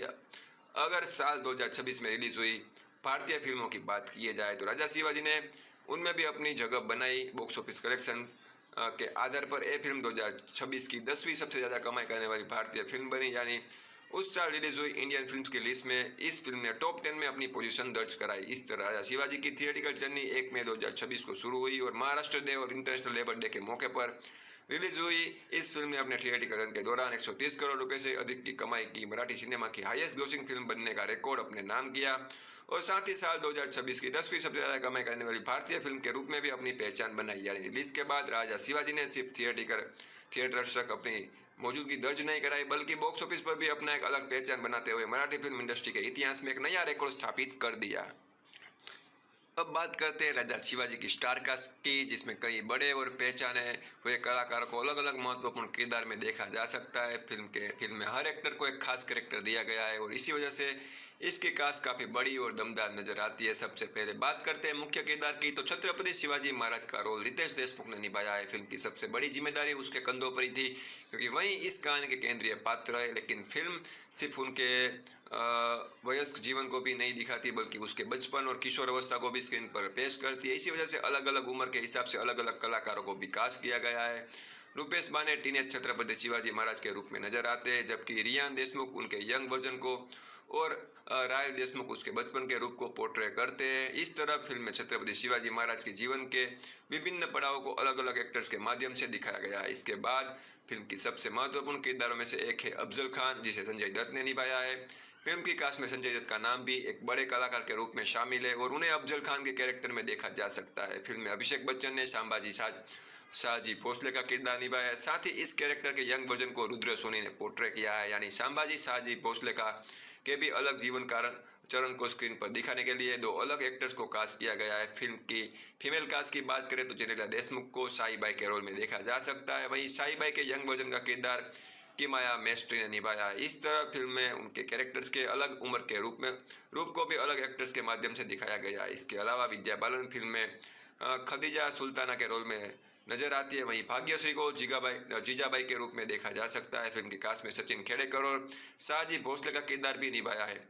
आगे बढ़ते हुए महेश मांजरेकर फिल्म में लखुजी जादव के रोल में नजर आते हैं। वहीं फरदीन खान को शाहजहां के कैरेक्टर में कास्ट किया गया है। फिल्म में अमोल गुप्ते और अमोल गुप्ते ने मोहम्मद आदिल शाह का रोल निभाया है, जबकि बोमन ईरानी को पीर बाबा के रूप में देखा जा सकता है। इसी के साथ जितेंद्र जोशी ने पंत गोपीनाथ बोकिल का किरदार निभाया। इन सब के अलावा फिल्म में कई अन्य कलाकार भी अलग अलग भूमिका में नजर आते हैं, लेकिन मुख्य और प्रमुख कास्ट में रितेश देशमुख, संजय दत्त, अभिषेक बच्चन, विद्या बालन, जेनेलिया देशमुख, महेश मांजरेकर, फरदीन खान, भाग्यश्री, सचिन खेड़ेकर, अमोल गुप्ता, बोमन ईरानी और जितेंद्र जोशी जैसे बड़े नाम शामिल है। फिल्म में खास कैमियो अपीयरेंस भी देखने को मिलते हैं। सलमान खान इस फिल्म में जीवा मेहले के रूप में स्पेशल अपीयरेंस देते हैं। इसके अलावा फिल्म के एंथम सॉन्ग छत्रपति में सिद्धार्थ जाधव, रेमो डिसूजा, आर्य गोगावले और राजनीता धीरज देशमुख भी स्पेशल अपीयरेंस करते हुए नजर आते हैं। इस तरह शिवाजी महाराज राजा शिवाजी की कास्ट में कई बड़े और अनुभवी कलाकारों को एक साथ देखा जा सकता है, जहां हर एक्टर को अलग अलग महत्वपूर्ण कैरेक्टर दिया गया है और फिल्म की कहानी को पेश करने के लिए सभी को अपनी अपनी भूमिका में शामिल किया गया है। दोस्तों, इतनी सारी शुरुआती जानकारी के बाद आखिरकार फिल्म अपने असली कहानी की तरफ बढ़ती है। यहीं से राजा शिवाजी की स्टोरी ऑफिशियली शुरू होती है और ऑडियंस को उस सफर पर ले जाया जाता है, जहां से एक ऐसे व्यक्ति की कहानी देखने को मिलती है जिसका नाम आगे चलकर इतिहास में बहुत महत्वपूर्ण स्थान बनाता है। फिल्म की कहानी का पूरा केंद्र शिवाजी के जीवन पर शुरुआती दौर पर रखा गया है, यानी मूवी उनके जीवन के उस समय को दिखाती है जब उसकी यात्रा अपने प्रारंभिक चरण में थी। फिल्म सीधे उनके जीवन की शुरुआती पड़ाव से अपनी कहानी को आगे बढ़ाती है और धीरे धीरे उसके सफर को ऑडियंस के सामने पेश करती है। जैसे जैसे कहानी आगे बढ़ती है वैसे वैसे फिल्म ये दिखाती है कि शिवाजी का सफर किस तरह धीरे धीरे एक बड़े उद्देश्य की तरफ बढ़ने लगता है। ये सिर्फ किसी एक घटना या एक ही पल की कहानी नहीं है, बल्कि उनके जीवन के उस दौर की कहानी है जहाँ से उसकी पहचान और उसकी यात्रा का असली आरंभ होता है। फिल्म का फोकस उन शुरुआती परिस्थितियों पर भी बना रहता है जहां शिवाजी अपने आसपास मौजूद ताकतवर शक्तियों के बीच अपना रास्ता तय करते हुए नजर आते हैं। कहानी धीरे धीरे ये दिखाती है कि उसके सामने कैसे बड़े बड़े और शक्तिशाली साम्राज्य मौजूद थे। ऐसे साम्राज्य थे जिसने उस समय बहुत बलशाली माना जाता था, लेकिन फिल्म के अनुसार शिवाजी उन शक्तिशाली साम्राज्यों के सामने झुकने के बजाय उन्हें चुनौती देने का रास्ता चुनते हैं। कहानी का यह हिस्सा उसके जीवन के इसी सफर को दिखाता है जहां वो धीरे धीरे इन बलवान साम्राज्यों का सामना करते हुए नजर आते हैं। फिल्म इसी संघर्ष को अपनी कहानी का एक महत्वपूर्ण हिस्सा बनाती है। जैसे जैसे उसका सफर आगे बढ़ता है वैसे वैसे फिल्म एक और महत्वपूर्ण विचार को सामने रखती है और वो है स्वराज्य यानी सेल्फ रूल की नींव।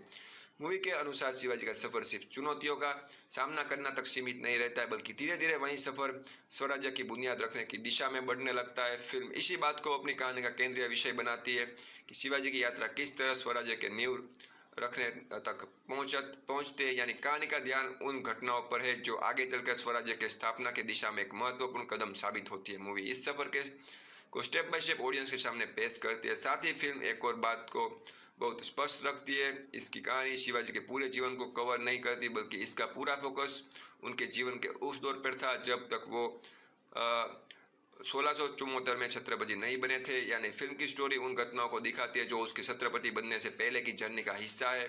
इसी वजह से मूवी का नैरेटिव पूरी तरह उसके प्रारंभिक जीवन, उसके स्थान, उनके संघर्ष और स्वराज्य की बुनियाद तक सीमित रहता है। कहानी को इस दायरे में रखते हुए फिल्म आगे बढ़ती है और शिवाजी के उस सफर को दिखाती है जो धीरे धीरे एक बड़े ऐतिहासिक पड़ाव की तरफ लेकर जाता है। लेकिन फिल्म का केंद्र उनके 1674 में छत्रपति बनने से पहले के जीवन पर ही बना रहता है और इसी के साथ राजा शिवाजी की असली कहानी शुरू होती है। अब फिल्म एक एक करके उन घटनाओं को सामने लाना शुरू करती है जिनसे शिवाजी का जीवन का एक प्रारंभिक सफर आगे बढ़ता है और जिनके माध्यम से उनके उठान और स्वराज्य की बुनियाद को स्क्रीन पर दिखाया जाता है। अब फिल्म की कहानी अपने पहले और बहुत ही महत्वपूर्ण पड़ाव में प्रवेश करती है। यहीं से ऑडियंस को शिवाजी के जीवन के शुरुआती दिनों से रूबरू कराया जाता है और उनके बचपन की यात्रा को स्क्रीन पर दिखाया जाना शुरू होता है। फिल्म की कहानी की शुरुआत शिवाजी के बचपन से होती है, यानी मूवी सीधे उसके जीवन के उस दौर में लेकर जाती है जब वो बचपन में ही होते हैं। इसी प्रारंभिक अवस्था से फिल्म अपनी कहानी को धीरे धीरे आगे बढ़ाना शुरू करती है। इसी दौरान एक बहुत ही महत्वपूर्ण व्यक्ति को भी कहानी का केंद्र में रखती है और वो है राजमाता जीजाबाई। मूवी दिखाती है कि शिवाजी का बचपन उसकी माता राजमाता जीजाबाई के मार्गदर्शन में बीता है। बचपन में इसके दौर में उसके साथ उसकी देखरेख और उसके मार्गदर्शन शिवाजी के जीवन का एक बहुत अहम हिस्सा बनकर सामने आता है। फिल्म के अनुसार राजमाता जीजाबाई सिर्फ शिवाजी की माँ के रूप में ही नजर नहीं आती, बल्कि उनके मार्गदर्शन के रूप में भी दिखाई देती है। कहानी इसी बात को धीरे धीरे सामने रखती है कि शिवाजी के बचपन के समय उसके जीवन पर राजमाता जीजाबाई का गहरा प्रभाव था। जैसे जैसे फिल्म आगे बढ़ती है वैसे वैसे दिखाया जाता है कि राजमाता जीजाबाई के राजा जीजाबाई की शिक्षा और उनके द्वारा दिए गए संस्कार शिवाजी के व्यक्तित्व को धीरे धीरे किस तरह प्रभावित करते हैं। मूवी के अनुसार उसकी सिखाई हुई बातें और उसका मार्गदर्शन शिवाजी के सोचने का नजरिया तैयार करने में एक महत्वपूर्ण भूमिका निभाता है। फिल्म इस बात पर भी जोर देती है कि राजमाता जीजाबाई की शिक्षा के माध्यम से ही शिवाजी के अंदर एक स्पष्ट दृष्टिकोण यानी एक विजन्स का निर्माण होता है। साथ ही उनके मार्गदर्शन का प्रभाव शिवाजी के साहस और हिम्मत पर भी दिखाया गया है। कहानी के अनुसार उसकी माता की सीख और उनका मार्गदर्शन ही धीरे धीरे शिवाजी के विजन्स को करेज को आगे लेकर आने लगता है। यानी फिल्म के प्रारंभिक हिस्से में दिखाया जाता है कि शिवाजी का व्यक्तित्व अचानक नहीं बनता है बल्कि बचपन से ही राजमाता जीजाबाई के मार्गदर्शन के माध्यम से उसकी बुनियाद तैयार होने लगती है। मूवी इसी सफर को शुरुआत में ऑडियंस के सामने रखती है और बताती है कि उसके जीवन का प्रारंभिक वर्ष कितना महत्वपूर्ण थे। समय के साथ कहानी भी आगे बढ़ती है और धीरे धीरे शिवाजी बचपन से ही बड़े होने लगते हैं। फिल्म उसके जीवन का अगले पड़ाव में प्रवेश करती है जहाँ उसका बचपन पीछे छूटने लगता है और उनकी यात्रा एक नए मोड़ की तरफ बढ़ती है। जैसे ही वो शिवाजी बड़े होते हैं कहानी का दायरा भी पहले से काफ़ी बड़ा हो जाता है। फिल्म सिर्फ उनके व्यक्तिगत जीवन तक सीमित नहीं रहती बल्कि उसके सामने आने वाली चुनौतियों को भी दिखाना शुरू करती है। इसी दौर में मूवी उसके संघर्ष और अपनी कहानी के मुख्य हिस्सा बनाती है। फिल्म के अनुसार शिवाजी को आदिल शाह सुल्तानी के खिलाफ संघर्ष करते हुए दिखाया जाता है। इसी के साथ कहानी में मुगल फोर्सेस भी उसका सामने एक चुनौती के रूप में उभरते यानी उसके जीवन का यह दौर ऐसा दिखाया गया है जहां उन्हें एक नहीं बल्कि कई शक्तिशाली विरोधियों का ताकतों का सामना करना पड़ता है। मूवी धीरे धीरे ये भी दिखाती है कि इन संघर्षों के बीच शिवाजी सिर्फ मुकाबला ही नहीं करता है बल्कि अपनी तैयारी को भी मजबूत बना रहे होते। फिल्म के अनुसार इस दौरान वो एक वफादार सेना यानी एक लॉयल आर्मी का निर्माण करना शुरू करते। कहानी में इस बात को भी महत्वपूर्ण रूप से दिखाया गया है कि उसके साथ ऐसे लोग जुड़ते हैं जो उसके प्रति अपनी वफादारी बनाए रखते हैं। इसके साथ ही फिल्म उसके सफर का एक महत्वपूर्ण पहलू भी सामने लाती है। मूवी के अनुसार शिवाजी धीरे धीरे गोरिल्ला वॉरफेयर टैक्टिक्स में भी निपुणता हासिल करते हैं। यानी कहानी का यह दिखाती है कि अपने संघर्ष के दौरान वो गोरिल्ला युद्ध की रणनीतियों को सीखते हैं और उन पकड़ बनाते हुए नजर आते हैं। इस तरह फिल्म का यह हिस्सा एक साथ कई महत्वपूर्ण चीज़ों को ऑडियंस के सामने रखता है। एक तरफ शिवाजी का बचपन और राजमाता जीजाबाई के मार्गदर्शन में दिखाया गया है, दूसरी तरफ उन्हें शिक्षाओं से उसके विजन और साहस की बुनियाद की निर्माण होता हुआ दिखाया जाता है। और फिर कहानी धीरे धीरे उनके बड़े होने के साथ एक नए दौर में प्रवेश करती है जहां आदिल शाह सुल्तानी और मुगल फोर्स के खिलाफ उसका संघर्ष शुरू होता है। एक वफादार सेना का निर्माण होता है और गुरिल्ला वेरफेयर की रणनीतियाँ उसके सफर का एक महत्वपूर्ण हिस्सा बन जाती है। यानी यहीं से फिल्म का नैरेटिव और भी ज़्यादा गंभीर होता चला जाता है और शिवाजी के जीवन का एक सफ़र एक बड़े ऐतिहासिक मोड़ की तरफ धीरे धीरे आगे बढ़ने लगता है। जैसे जैसे कहानी आगे बढ़ती है वैसे वैसे शिवाजी का सफ़र भी एक नया और ज़्यादा महत्वपूर्ण दौर में प्रवेश करता है। अब कहानी सिर्फ उसके बचपन और उसके मार्गदर्शन का उनके प्रारंभिक संघर्ष तक सीमित नहीं रही थी। इसके बाद फिल्म का पूरा नैरेटिव एक बड़े लक्ष्य के इर्द गिर्द घूमना शुरू कर देता है। मूवी के अनुसार कहानी का एक बहुत बड़ा और केंद्रीय हिस्सा शिवाजी के हिंदवी स्वराज्य की स्थापना का मिशन पर केंद्रित है। यानी फिल्म में उसके सफ़र को सिर्फ अलग अलग घटनाओं की तरह नहीं दिखाया गया बल्कि एक स्पष्ट उद्देश्य के साथ आगे बढ़ते हुए दिखाया गया है। कहानी बार बार इसी बात को तरफ इशारा करती है कि उसकी यात्रा का सबसे बड़ा लक्ष्य हिंदवी स्वराज्य की नींव रखना है। फिल्म धीरे धीरे दिखाती है कि शिवाजी का हर कदम इस मिशन की तरफ बढ़ता हुआ नजर आता है। कहानी में उसकी सोच और उसकी यात्रा को इसी उद्देश्य के साथ जोड़ा गया है। इस तरह हिंदवी स्वराज्य को मिशन मूवी की स्टोरी का एक बहुत ही महत्वपूर्ण लगातार चलने वाला हिस्सा बन जाता है। जैसे ही कहानी एक मिशन की तरफ आगे बढ़ती है वैसे ही फिल्म में कोई स्ट्रेटेजिक बैटल्स को भी दिखाया जाता है। मूवी के अनुसार शिवाजी के सफर में ऐसे कई युद्ध और संघर्ष आते हैं जहां रणनीति का महत्वपूर्ण स्थान होता है। कहानी इन लड़ाई को सिर्फ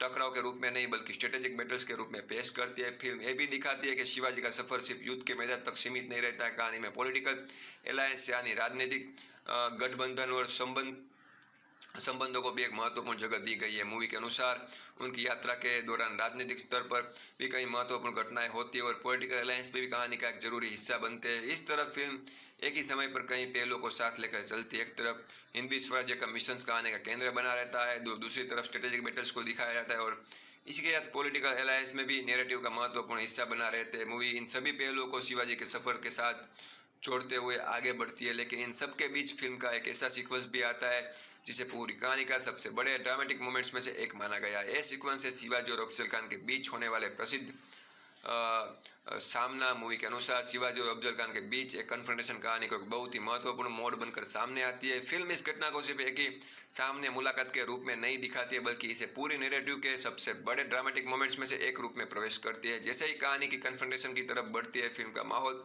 और भी ज़्यादा गंभीर होता चला जाता है। ऑडियंस का ध्यान पूरी तरह इस घटनाओं पर केंद्रित हो जाता है, क्योंकि मूवी के अनुसार एक कन्फ्रंटेशन पूरी कहानी के सबसे महत्वपूर्ण और सबसे ज़्यादा ड्रामेटिक सीक्वेंस में से एक है। इसी वजह से शिवाजी और अफजल खान के बीच होने वाला यह सामना फिल्म के नैरेटिव में एक अलग ही महत्व रखता है। मूवी इस सीक्वेंस को अपनी कहानी का केंद्र, सबसे बड़ा ड्रामेटिक हाईलाइट्स में शामिल करते हुए इस माध्यम से स्टोरी को एक नए मोड़ की तरफ लेकर जाती है। इस तरह फिल्म का पूरा हिस्सा शिवाजी के हिंदवी स्वराज्य के मिशन, उसके स्ट्रेटेजिक बैटल्स, पॉलिटिकल अलायंस और अफजल खान के साथ होने वाले इस प्रसिद्ध कन्फ्रंटेशन के इर्द गिर्द घूमता है। सभी घटनाएं मिलकर कहानी को और भी ज़्यादा गहरा बनाती है और शिवाजी के सफर को धीरे धीरे उस दिशा में आगे बढ़ाती है जहां उसका उद्देश्य और उसका संघर्ष दोनों एक साथ और अधिक स्पष्ट रूप में सामने आने लगता है। जैसे जैसे शिवाजी का विरोध और उसका बढ़ता हुआ प्रभाव आदिल शाह सुल्तानी के लिए एक बहुत ही बड़ी चुनौती बनने लगता है, वैसे उसके रोकने के लिए सुल्तानिया कठोर फैसला लेती है। फिल्म के अनुसार शिवाजी को पकड़ने या उनकी हत्या करने का उद्देश्य से अफजल खान को इस अभियान की जिम्मेदारी दी जाती है। यहीं से फिल्म एक बहुत ही महत्वपूर्ण और रोमांचक दौर शुरू होता है। कहानी धीरे धीरे शिवाजी और अफजल खान के बीच होने वाले इस ऐतिहासिक सामने की तरफ बढ़ती है, जैसे मूवी का सबसे बड़े ड्रामेटिक मोमेंट्स में से एक के रूप में दिखाया गया है। आखिर में फिल्म इसी तनावपूर्ण और प्रसिद्ध कन्फ्रंटेशन पर पहुंचती है जहां शिवाजी अपनी रणनीतिक सोच और साहस का प्रदर्शन करते हुए दिखाए जाते हैं। इसी लेजेंडरी के मुकाबले के साथ फिल्म अपने क्लाइमैक्स तक पहुंचती है। अब अगर फिल्म के डेवलपमेंट की बात करें तो राजा शिवाजी जेनेलिया देशमुख और रितेश देशमुख की मराठी सिनेमा में साथ है चौथी प्रोडक्शन फिल्म बनी है। इससे पहले दोनों लई भारी, मौली और वेद जैसे फिल्मों में भी साथ काम कर चुके थे। शिवाजी महाराज पर फिल्म बनाने की खबरें पहली बार 2015 में सामने आई थी। इसके बाद 20 अगस्त 2015 को जेनेलिया देशमुख ने ट्विटर के जरिए इस प्रोजेक्ट की पुष्टि की और इसे सिर्फ एक फिल्म नहीं बल्कि एक जिम्मेदारी बताया था। उसी साल दिसंबर में रितेश देशमुख ने भी मुंबई फिल्म कंपनी के इस प्रोजेक्ट का ऑफिशियल अनाउंसमेंट किया था, जिसे उस समय रवि यादव डायरेक्ट करने वाले थे। अगर कुछ सालों तक फिल्म की स्क्रीन पर लगातार काम होता रहा, कई राइटर्स ने स्क्रिप्ट के अलग अलग ड्राफ्ट तैयार किए, लुक टेस्ट और इनिशियल पोस्टर डिजाइन भी कंप्लीट किया गया, लेकिन कई डिलेस और पर्सनल सर्कमस्टेंस की वजह से प्रोजेक्ट अपनी ओरिजिनल प्लानिंग के मुताबिक आगे नहीं बढ़ सका और बाद में रवि यादव ने प्रोजेक्ट से अलग हो गए। इसके बाद रितेश देशमुख ने इस प्रोजेक्ट का काम जारी रखा। उन्होंने बताया कि स्क्रीन प्ले पूरी हो चुकी है और इस मराठी सिनेमा की सबसे महंगी फिल्मों में से एक बन सकती है। स्क्रिप्ट्स को और मजबूत बनाने के लिए वो खुद ही भी हिस्टोरिकल बुक्स का अध्ययन कर रहे थे। उन्होंने इस फिल्म को अपना लेबर ऑफ लव और जिंदगी की सपना भी बताया था। बाद में 19 फरवरी 2020 को शिवाजी महाराज के जीवन पर आधारित एक ट्रायोलॉजी अनाउंस की गई, जिसे नागराज मंजुले डायरेक्ट करने वाले थे। प्लानिंग के मुताबिक 3 अलग अलग फिल्मों के माध्यम से शिवाजी महाराज के जीवन के अलग अलग चरणों को दिखाया जाता है, लेकिन कोविड-19 पैंडेमिक की वजह से प्रोजेक्ट लगभग 2 साल तक डिले हो गया और बाद में नागराज मंजुले भी इस प्रोजेक्ट से अलग हुए। आखिरकार 19 फरवरी 2024 को रितेश देशमुख ने ऑफिशियल अनाउंस किया कि अब वह फिल्म वही खुद डायरेक्ट करेंगे। इसी के साथ फिल्म का पहला पोस्टर भी रिलीज कर दिया गया और राजा शिवाजी रिवील किया गया। इसके बाद संतोष सिवान को सिनेमेटोग्राफर रूप में शाइन कर दिया गया, जबकि प्रोडक्शन डिजाइन, एक्शन कोरियोग्राफी और कॉस्ट्यूम डिजाइन के लिए अलग अलग क्रिएटिव टीम्स के प्रोजेक्ट से जोड़ा गया। इसी तरह कई सालों की प्लानिंग, बदलाव और डिलेस के बाद राजा शिवाजी ने अपने फाइनल प्रोडक्शन जर्नी शुरू कर दी। अब बात करते हैं फिल्म की शूटिंग की, जिसे ऑफिशियल तौर पर फरवरी 2024 में शुरू किया। फिल्म की प्रिंसिपल फोटोग्राफी इसी महीने शुरू हुई और पहले शूटिंग शेड्यूल में शिवाजी महाराज के बचपन और उसके शुरुआती जीवन के से जुड़े सीक्वेंस फिल्माए गए। इस सीन्स के लिए मुंबई के फिल्म सिटी में शिवनेरी फोर्ट का एक खास सेट्स भी तैयार किया गया। इसके बाद फरवरी 2025 में रितेश देशमुख की शूटिंग के दौरान ली गई कुछ बिहाइंड द सीन तस्वीरें सोशल मीडिया पर वायरल हो गई, जिससे फिल्म को लेकर ऑडियंस की उत्सुकता और बढ़ गई। फिल्म का दूसरा शूटिंग शेड्यूल अप्रैल 2025 में शुरुआत में शुरू हुआ। इसी फेज में शिवाजी महाराज के जीवन में कई महत्वपूर्ण हिस्सों की शूटिंग की गई। इनमें रानी साईबाई से मुलाकात, रायगढ़ फोर्ट में राज्याभिषेक का सीक्वेंस और एक बड़ा बैटल सीक्वेंस भी शामिल था। यह शेड्यूल लगभग अप्रैल के माध्यम तक चला।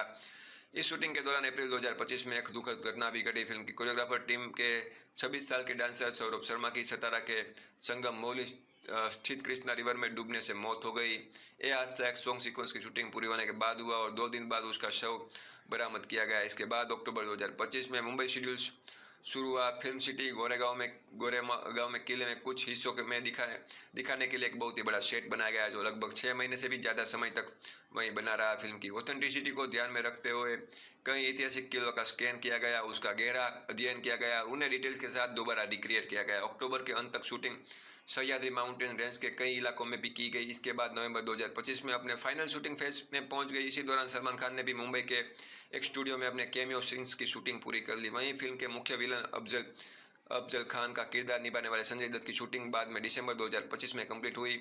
उनके सीन्स की शूटिंग खत्म होने के साथ ही उसका शेड्यूल भी पूरा हो गया। आखिरकार 16 दिसंबर 2025 को राजा शिवाजी की पूरी शूटिंग आधिकारिक रूप से समाप्त हो गई। लगभग 100 दिन तक चले इस शूटिंग को महाबलेश्वर, भाई सतारा और मुंबई जैसे कई अलग अलग लोकेशंस पर पूरा किया गया।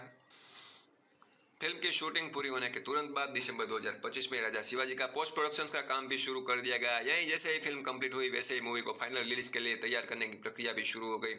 पोस्ट प्रोडक्शन के दौरान फिल्म के विजुअल इफेक्ट्स की जिम्मेदारी असेंबलेज एंटरटेनमेंट ने संभाली। वहीं पूरी फिल्म की एडिटिंग की उर्वशी सक्सेना ने की, जिन्होंने अलग अलग सीन्स को जोड़कर मूवी को उसके फाइनल सिनेमेटिक रूप में तैयार किया। रिलीज के पहले फिल्म को central board of film certification CBFC के सामने सर्टिफिकेट के लिए पेश किया गया। सबसे पहले 24 अप्रैल 2026 को फिल्म के मराठी वर्जन को US सर्टिफिकेट दिया गया। इस वर्जन के फाइनल रनिंग टाइम 195 मिनट और 5 सेकंड सके गए। इसके बाद 28 अप्रैल 2026 को फिल्म के हिंदी वर्जन को भी CBFC की तरफ से US सर्टिफिकेट मिला। हिंदी वर्जन की फाइनल रनिंग टाइम 187 मिनट और 5 सेकंड निर्धारित की गई। इस तरह शूटिंग के तुरंत बाद शुरू हुआ पोस्ट प्रोडक्शन का काम VFX एडिटिंग और सेंसर सर्टिफिकेशन की प्रक्रिया से गुजरता हुआ पूरा हुआ। इसके बाद राजा शिवाजी अपने थिएटर रिलीज के लिए पूरी तरह तैयार हो गए। अब बात करते हैं फिल्म की मार्केटिंग और प्रमोशंस की, जिसके जरिए राजा शिवाजी को रिलीज से पहले ऑडियंस के बीच पेश किया गया। फिल्म के प्रमोशंस की शुरुआत 21 मई 2025 को हुई, जब रितेश देशमुख ने फिल्म का पहला मोशन पोस्टर रिलीज किया। इसके साथ ही फिल्म का ऑफिशियल रिलीज डेट भी अनाउंसमेंट किया गया। इसके बाद 19 फरवरी 2026 को रितेश देशमुख ने फिल्म के फर्स्ट लुक पोस्टर रिवील किया, जिसमें वो छत्रपति शिवाजी महाराज के रूप में नजर आए। इसी पोस्टर के जरिए ऑडियंस को पहली बार फिल्म के उनके लुक की आधिकारिक झलक देखने को मिली। आगे चलकर फिल्म का टीजर सबसे पहले धुरंधर द रिवेंज की थिएट्रिकल स्क्रीनिंग के दौरान दिखाया गया। इसके बाद 31 मार्च 2026 को इसे आधिकारिक रूप से सोशल मीडिया के प्लेटफॉर्म्स पर रिलीज कर दिया गया, जिससे ज़्यादा से ज़्यादा लोग इसे देख सके। फिल्म के टीजर को बिग बॉस मराठी सीजन 6 में भी शोकेस किया गया, जिससे प्रमोशंस को और भी बड़ा प्लेटफॉर्म मिला और ऑडियंस तक फिल्म की पहुंच और बढ़ गई। इसके बाद फिल्म का ट्रेलर लॉन्च इवेंट मुंबई के जियो वर्ल्ड वाइड ड्राइव में आयोजित किया गया। ट्रेलर को इसी इवेंट्स के साथ सोशल मीडिया पर भी रिलीज किया गया, जिसके बाद भी फिल्म का प्रमोशनल कैंपेन अपने अगले चरण में पहुंच गया और ऑडियंस को मूवी की एक और विस्तार से झलक देखने को मिली। थिएट्रिकल रिलीज के बाद राजा शिवाजी की डिजिटल रिलीज का भी इंतजार किया जा रहा था। कुछ समय बाद फिल्म ने अपना OTT सफर भी शुरू कर दिया। 26 जून 2026 से राजा शिवाजी का ऑफिशियल नेटफ्लिक्स पर स्ट्रीमिंग के लिए रिलीज कर दिया गया। इसके बाद जो दर्शक फिल्म को सिनेमाघरों में नहीं देख पाए, उन्हें इसे घर बैठे OTT प्लेटफॉर्म पर देखने का मौका मिला। इस तरह थिएटर में अपना पूरा सफर करने के बाद 26 जून 2026 से राजा शिवाजी ने नेटफ्लिक्स के माध्यम से अपनी डिजिटल स्ट्रीमिंग जोड़नी भी शुरू कर दी। बात करते हैं क्रिटिकल रिस्पॉन्स की। रिलीज के बाद राजा शिवाजी को क्रिटिक्स की तरफ से मिक्स से लेकर पॉजिटिव रिव्यू मिले। कई रिव्यूअर्स ने फिल्म के स्केल, रितेश देशमुख की परफॉर्मेंस, डायरेक्शन और अजय अतुल के म्यूजिक की तारीफ की, जबकि कुछ क्रिटिक्स ने VFX एडिटिंग, पेसिंग्स और फिल्म की लंबी रन टाइम को इसकी कमजोरी बताया। कई समीक्षकों का मानना था कि रितेश देशमुख ने शिवाजी महाराज के किरदार को सिंसियरिटी के साथ निभाया और फिल्म को बड़े स्केल पर पेश करने की कोशिश की। बैकग्राउंड म्यूजिक, सिनेमेटोग्राफी और कुछ हिस्टोरिकल सीक्वेंस को भी काफ़ी सराहा गया। खासकर क्लाइमैक्स और अफजल खान वाले कन्फ्रंटेशन को भी कई रिव्यूअर्स ने फिल्म के सबसे मजबूत हिस्सों में से एक बताया गया। वहीं दूसरी तरफ कई क्रिटिक्स ने कहा कि फिल्म की रन टाइम काफ़ी लंबी है और पहला हाफ कुछ जगहों पर धीमा महसूस होता है। कुछ रिव्यूअर्स ने VFX, CGI एडिटिंग और स्लो मोशन सीन्स को एवरेज या कमजोर बताया, जबकि कुछ का मानना था कि फिल्म विजुअल ग्रांड टूर को दिखाती है और लेकिन कई जगह उतना इमोशनल इम्पैक्ट नहीं छोड़ पाती। कुल मिलाकर राजा शिवाजी को एक एम्बिशियस और ग्रांड हिस्टोरिकल फिल्म के रूप में दिखाया गया। ज़्यादातर क्रिटिक्स ने इस बात को माना कि फिल्म का स्केल और इंटेंशंस काफ़ी बड़े थे, लेकिन एग्जीक्यूशन के कुछ पहलू जैसे पेसिंग, विजुअल इफेक्ट्स और स्क्रीन प्ले को लेकर अलग अलग राय सामने आई। इस तरह फिल्म को क्रिटिक्स की तरफ से मिक्स टू पॉजिटिव रिस्पॉन्स प्राप्त हुआ। अब बात करते हैं फिल्म की बॉक्स ऑफिस परफॉर्मेंस की। तो रिलीज से पहले राजा शिवाजी ने 5 करोड़ की एडवांस बुकिंग दर्ज की थी। इसमें कई मराठी वर्जन से 4.25 करोड़ की एडवांस बुकिंग हुई थी, जो उस समय किसी भी मराठी फिल्म के लिए सबसे बड़ी एडवांस बुकिंग थी। रिलीज से पहले दिन फिल्म ने लगभग 6000 शो के साथ शानदार शुरुआत की और 11.35 करोड़ इंडिया नेट के साथ 13.51 करोड़ डोमेस्टिक ग्रॉस कलेक्शन किया। ओपनिंग वीकेंड्स तक फिल्म की कमाई बढ़कर 43.66 करोड़ तक पहुंच गई। दूसरे हफ्ते में भी फिल्म ने बॉक्स ऑफिस पर अपनी मजबूत पकड़ बनाए रखी। सिर्फ 17 दिनों में इसने सायरत का life time India net collection पीछे छोड़ दिया और डोमेस्टिक बॉक्स ऑफिस पर सबसे ज़्यादा कमाई करने वाली मराठी फिल्म बन गई। इसके बाद 18वें दिन फिल्म 100 करोड़ इंडिया नेट का आंकड़ा पार करने वाली पहली मराठी फिल्म भी बन गई। आखिरकार अपने थिएटिकल रन के अंत तक राजा शिवाजी ने 130 करोड़ से अधिक की वर्ल्ड वाइड ग्रॉस कलेक्शन किया और मराठी सिनेमा की all time highest grossing film बन गई। इसके साथ ही ये 2026 की सबसे ज़्यादा कमाई करने वाली भारतीय फिल्मों में भी शामिल रही। फिल्म की कहानी में सबसे बड़ा योगदान मराठी वर्जन का रहा, जबकि हिंदी वर्जन में भी चुनिंदा शहरों और मल्टीप्लेक्स सर्किट्स में अच्छा प्रदर्शन किया। रिलीज से पहले राजा शिवाजी एक कानूनी विवाद में भी गिरी। श्री छत्रपति शिवाजी महाराज फाउंडेशन नाम की एक एनजीओ ने बॉम्बे हाईकोर्ट में पब्लिक इंटरेस्ट लिटिगेशंस दाखिल की। पिटिशंस में फिल्म के टाइटल छत्रपति शब्द हटाने जाने पर आपत्ति जताई गई और कहा गया कि यह शिवाजी महाराज के प्रति असम्मानजनक है। साथ ही टाइटल बदलने तक फिल्म रिलीज रोकने की मांग भी की, लेकिन 30 अप्रैल 2026 को बॉम्बे हाईकोर्ट ने इस पीआईएल को मोटिवेटेड बताते हुए खारिज कर दिया। कोर्ट ने कहा कि फिल्म के टाइटल में कोई अपमानजनक शब्द नहीं था और पिटीशन रिलीज से सिर्फ 2 दिन पहले दाखिल की गई। प्रोड्यूसर की तरफ से भी स्पष्ट किया गया कि फिल्म 1674 में छत्रपति जी बनने से पहले के शिवाजी महाराज के जीवन पर केंद्रित है और इस बात का डिस्क्लेमर भी फिल्म में दिया गया जिसे सीबीएफसी ने अप्रूव किया था। तो दोस्तों, ये थी राजा शिवाजी की कंप्लीट एक्सप्लेनेशन, रिव्यू और पूरा ब्रेकडाउन। अगर आपको एक्सप्लेनेशन डिटेल वीडियो पसंद आया हो, इसी तरह और नई मूवी की कंप्लीट स्टोरी एक्सप्लेनेशन देखना चाहते हो तो वीडियो को लाइक करो, चैनल को सब्सक्राइब करो। मिलते हैं अगली वीडियो में एक और ज़बरदस्त मूवी की कंप्लीट एक्सप्लेनेशन के साथ। तब तक के लिए धन्यवाद। नमस्कार दोस्तों, आज हम बात करने वाले हैं साल 2026 में रिलीज हुई हिस्टोरिकल एक्शन ड्रामा फिल्म राजा शिवाजी की। यह फिल्म मराठा साम्राज्य के संस्थापक राजा शिवाजी के जीवन पर आधारित है। इस वीडियो में हम इस मूवी को सिर्फ ऊपर से नहीं देखने वाले, बल्कि इसकी पूरी कहानी को शुरुआत से लेकर अंत तक डिटेल में समझने की कोशिश करेंगे। फिल्म में जो भी इम्पोर्टेंट इवेंट्स दिखाए गए हैं हम उन्हें एक एक करके सिंपल और आसान भाषा में एक्सप्लेन करेंगे ताकि कहानी का कोई भी हिस्सा आपसे मिस ना हो। इस वीडियो का मकसद सिर्फ मूवी की स्टोरी बताना नहीं है, बल्कि उस स्टोरी को उसी सीक्वेंस में समझना है जिस सीक्वेंस में फिल्म उसे ऑडियंस के सामने पेश करती है। हम पूरी कहानी को स्टेप बाय स्टेप फॉलो करेंगे और हर इम्पोर्टेंट मोमेंट्स को डिटेल में नरेशंस के साथ समझेंगे। इसीलिए अगर आपने ये फिल्म पहले ही देख रखी है तो ये वीडियो आपको उसकी पूरी जर्नी दोबारा याद दिलाएगा, और अगर आपने अभी तक ये फिल्म नहीं देखी है तब भी इस एक्सप्लेनेशन के बाद आपको मूवी की पूरी कहानी एकदम क्लियर हो जाएगी। तो दोस्तों, बिना किसी देरी के और बिना किसी टाइम को वेस्ट किए चलिए शुरू करते हैं राजा शिवाजी की इस हिस्टोरिकल जर्नी को और जानते हैं कि इस फिल्म के पीछे कौन कौन से लोग जुड़े हैं और किस तरह से इस प्रोजेक्ट को ऑडियंस के सामने पेश किया गया। सबसे पहले अगर फिल्म के डायरेक्शंस की बात करें तो राजा शिवाजी को रितेश देशमुख ने डायरेक्ट किया है। इस प्रोजेक्ट की सबसे खास बात यह है कि रितेश देशमुख ने सिर्फ इस फिल्म के डायरेक्टर ही नहीं बल्कि इस फिल्म में राजा शिवाजी का मुख्य किरदार भी निभाते हुए नजर आते हैं। इस तरह उन्होंने कैमरा के पीछे डायरेक्शन की जिम्मेदारी भी संभाली और कैमरा के सामने फिल्म के सबसे महत्वपूर्ण कैरेक्टर को भी खुद ही पोर्ट्रे किया है। डायरेक्शन के साथ साथ रितेश देशमुख राइटिंग टीम का भी हिस्सा रहे। फिल्म की राइटिंग अजीत वाडेकर, संदीप पाटिल और रितेश देशमुख ने मिलकर की है, यानी फिल्म की कहानी को लिखने और उसके स्क्रीन प्ले को तैयार करने में तीनों ने अपना योगदान दिया है। इसी वजह से डायरेक्शन और राइटिंग दोनों क्रिएटिव डिपार्टमेंट्स में रितेश देशमुख की सीधी भूमिका देखने को मिलती है। और अगर प्रोडक्शंस की बात करें तो इस फिल्म को ज्योति देशपांडे और चेनेलिया देशमुख ने प्रोड्यूस किया है। फिल्म के प्रोडक्शंस का काम मुंबई फिल्म कंपनी और जियो स्टूडियो के बैनर के अंतर्गत किया गया है, यानी इस हिस्टोरिकल प्रोजेक्ट को बड़े प्रोडक्शन सपोर्ट के साथ तैयार किया गया है। वहीं रिलीज के समय फिल्म का डिस्ट्रीब्यूशन भी जियो स्टूडियो के द्वारा ही संभाला गया है। फिल्म की स्टारकास्ट भी काफ़ी बड़ी और दमदार नजर आती है। सबसे पहले मुख्य भूमिका में रितेश देशमुख राजा शिवाजी का किरदार निभाते हैं। उनके अलावा फिल्म में संजय दत्त भी एक अहम भूमिका में नजर आते हैं। साथ ही अभिषेक बच्चन भी इस प्रोजेक्ट का हिस्सा है। फिल्म की कास्ट को और भी मजबूत बनाते हैं विद्या बालन, महेश मांजरेकर, जेनेलिया देशमुख, फरदीन खान, भाग्यश्री, सचिन खेड़ेकर, अमोल गुप्ते, बोमन ईरानी, जितेंद्र जोशी और मोहित टकलाकर। इस तरह फिल्म में कई अनुभवी और पहचाने हुए कलाकारों को एक साथ देखा जा सकता है।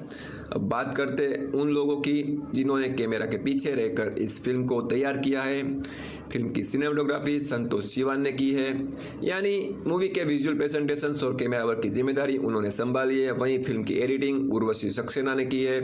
एडिटिंग किसी भी फिल्म का एक बहुत ही महत्वपूर्ण हिस्सा होती है, क्योंकि इसी के माध्यम से अलग अलग सीन्स को एक सीक्वेंस में जोड़कर पूरी कहानी को ऑडियंस के सामने पेश की जाती है। फिल्म के म्यूजिक की जिम्मेदारी अजय अतुल ने संभाली है। इस प्रोजेक्ट के लिए बैकग्राउंड स्कोर और म्यूजिक कंपोजिशन का काम उन्होंने किया है। अब अगर रिलीज की बात करें तो राजा शिवाजी को 1 मई 2026 को सिनेमाघरों में रिलीज किया गया था।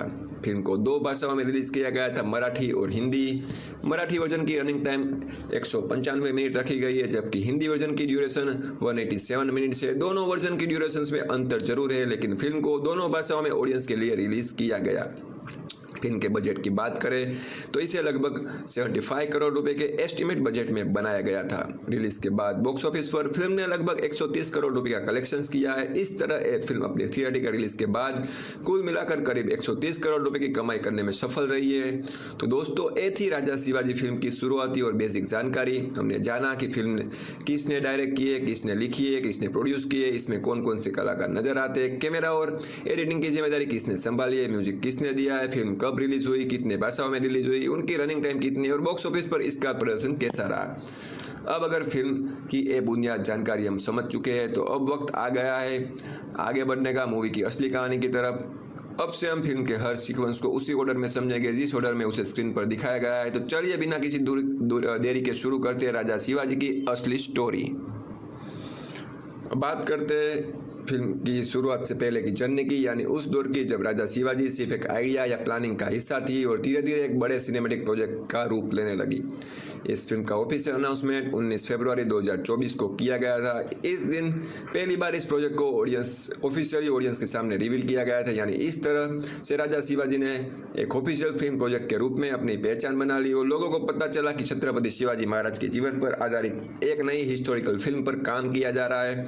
ऑफिशियल अनाउंसमेंट के बाद फिल्म का काम ज़्यादा देर तक रुका नहीं रहा। उसी महीने फिल्म की प्रिंसिपल फोटोग्राफी यानी मेन शूटिंग भी शुरू कर दी गई। इसका मतलब यह है कि अनाउंसमेंट और शूटिंग के बीच कोई लंबा गैप नहीं रखा गया। प्रोजेक्ट को अनाउंस करने के तुरंत बाद ही उसकी एक्चुअल फिल्मिंग प्रोसेस भी शुरू हो गई और पूरी टीम ने ग्राउंड लेवल पर काम करना शुरू कर दिया।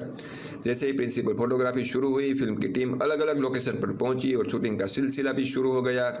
फिल्म की शूटिंग किसी एक शहर या एक लोकेशन तक सीमित नहीं रखी गई। इस प्रोजेक्ट के लिए कई अलग अलग जगहों को फिल्मिंग लोकेशन के रूप में चुना गया, जिससे फिल्म की प्रोडक्शन जर्नी काफ़ी बड़े स्केल पर आगे बढ़ी। सबसे पहले फिल्म की शूटिंग मुंबई में की गई। इसके बाद प्रोडक्शन टीम सतारा पहुंची, जहां फिल्म के कुछ हिस्सों की शूटिंग की गई। इसके अलावा वाई को भी शूटिंग शेड्यूल का हिस्सा बनाया गया। फिल्म की शूटिंग महाबलेश्वर में भी हुई, जो इस प्रोजेक्ट का एक और महत्वपूर्ण लोकेशन रही।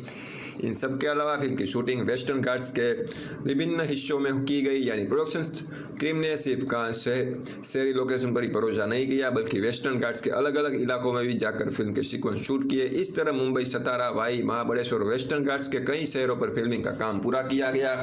एक और खास बात यह रही कि राजा शिवाजी को सिर्फ एक भाषा में नहीं बनाया गया। फिल्म को मराठी और हिंदी दोनों भाषाओं में एक साथ तैयार किया गया, यानी प्रोडक्शन के दौरान दोनों वर्जन्स पर साथ साथ काम किया गया। इस तरह फिल्म को साइमल्टेनियसली मराठी और हिंदी में बनने का फैसला लिया गया, ताकि दोनों भाषाओं की ऑडियंस तक इसे सीधा पहुंचाया जा सके। अगर फिल्म के बजट की बात करें तो राजा शिवाजी को लगभग 75 करोड़ रुपए के बजट में बनाया गया। यह बजट इस प्रोजेक्ट का स्केल को भी दिखाता है, क्योंकि इतनी बड़ी हिस्टोरिकल फिल्म को तैयार करने के लिए इसी स्टार का निवेश किया गया। इस बजट के साथ राजा शिवाजी ने एक और खास रिकॉर्ड अपने नाम किया। लगभग 75 करोड़ रुपए के बजट के साथ अब तक की सबसे महंगी मराठी फिल्म बन गई, यानी प्रोडक्शन कॉस्ट के हिसाब से इस फिल्म ने मराठी सिनेमा में एक नया बेंचमार्क स्थापित किया और उस समय तक बनी सभी मराठी फिल्मों में सबसे ज़्यादा बजट वाली फिल्म के रूप में पहचानी गई। इस तरह फिल्म की जर्नी को एक ऑफिशियल अनाउंसमेंट से शुरू हुई। उसी महीने शूटिंग का काम भी शुरू हो गया। फिल्मिंग के लिए मुंबई, सतारा, वाई, महाबलेश्वर और वेस्टर्न घाट्स जैसे कई लोकेशन का इस्तेमाल किया गया। फिल्म को मराठी और हिंदी दोनों भाषाओं में एक साथ बनाया गया।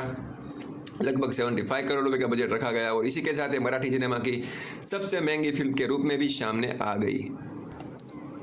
फिल्म की प्रोडक्शंस और शूटिंग का सफर पूरा होने के बाद अब बारी थी उस पल की जिसका इंतजार सिर्फ फिल्म की पूरी टीम ही नहीं बल्कि ऑडियंस भी काफ़ी समय से कर रही थी। महीनों की तैयारी, शूटिंग और पोस्ट प्रोडक्शंस के बाद राजा शिवाजी को आखिरकार बड़े पर्दे पर रिलीज कर दिया गया है। इस फिल्म को 1 मई 2026 को थिएटर में रिलीज किया गया है। रिलीज डेट भी अपने आप में काफ़ी खास थी क्योंकि फिल्म को किसी आम दिन रिलीज नहीं किया गया। इसकी थिएटिकल रिलीज को महाराष्ट्र डे और इंटरनेशनल लेबर डे के साथ को इंसाइड किया गया, यानी फिल्म को इसी खास तारीख पर ऑडियंस के सामने पेश किया गया। अब एक तरफ महाराष्ट्र डे मनाया जा रहा था और दूसरी तरफ इंटरनेशनल लेबर डे भी था।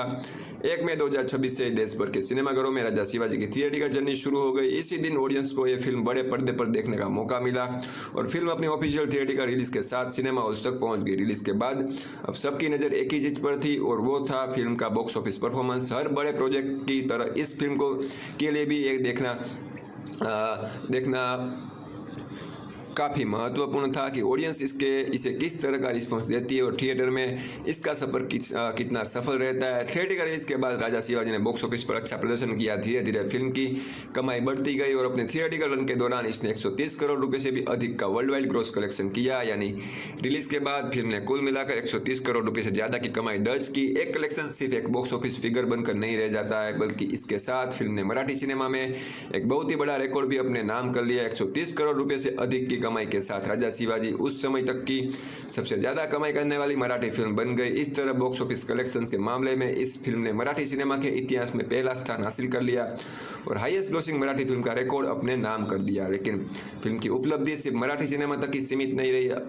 अगर साल 2026 में रिलीज हुई भारतीय फिल्मों की बात की जाए तो राजा शिवाजी ने उनमें भी अपनी जगह बनाई। बॉक्स ऑफिस कलेक्शन के आधार पर यह फिल्म 2026 की 10वीं सबसे ज़्यादा कमाई करने वाली भारतीय फिल्म बनी, यानी उस साल रिलीज हुई इंडियन फिल्म्स की लिस्ट में इस फिल्म ने टॉप 10 में अपनी पोजीशन दर्ज कराई। इस तरह राजा शिवाजी की थिएटिकल जर्नी 1 मई 2026 को शुरू हुई और महाराष्ट्र डे और इंटरनेशनल लेबर डे के मौके पर रिलीज हुई। इस फिल्म ने अपने थिएटिकल रन के दौरान 130 करोड़ रुपए से अधिक की कमाई की, मराठी सिनेमा की हाईएस्ट ग्रोसिंग फिल्म बनने का रिकॉर्ड अपने नाम किया और साथ ही साल 2026 की 10वीं सबसे ज़्यादा कमाई करने वाली भारतीय फिल्म के रूप में भी अपनी पहचान बनाई। यानी रिलीज के बाद राजा शिवाजी ने सिर्फ थिएटर्स तक अपनी मौजूदगी दर्ज नहीं कराई बल्कि बॉक्स ऑफिस पर भी अपना एक अलग पहचान बनाते हुए मराठी फिल्म इंडस्ट्री के इतिहास में एक नया रिकॉर्ड स्थापित कर दिया।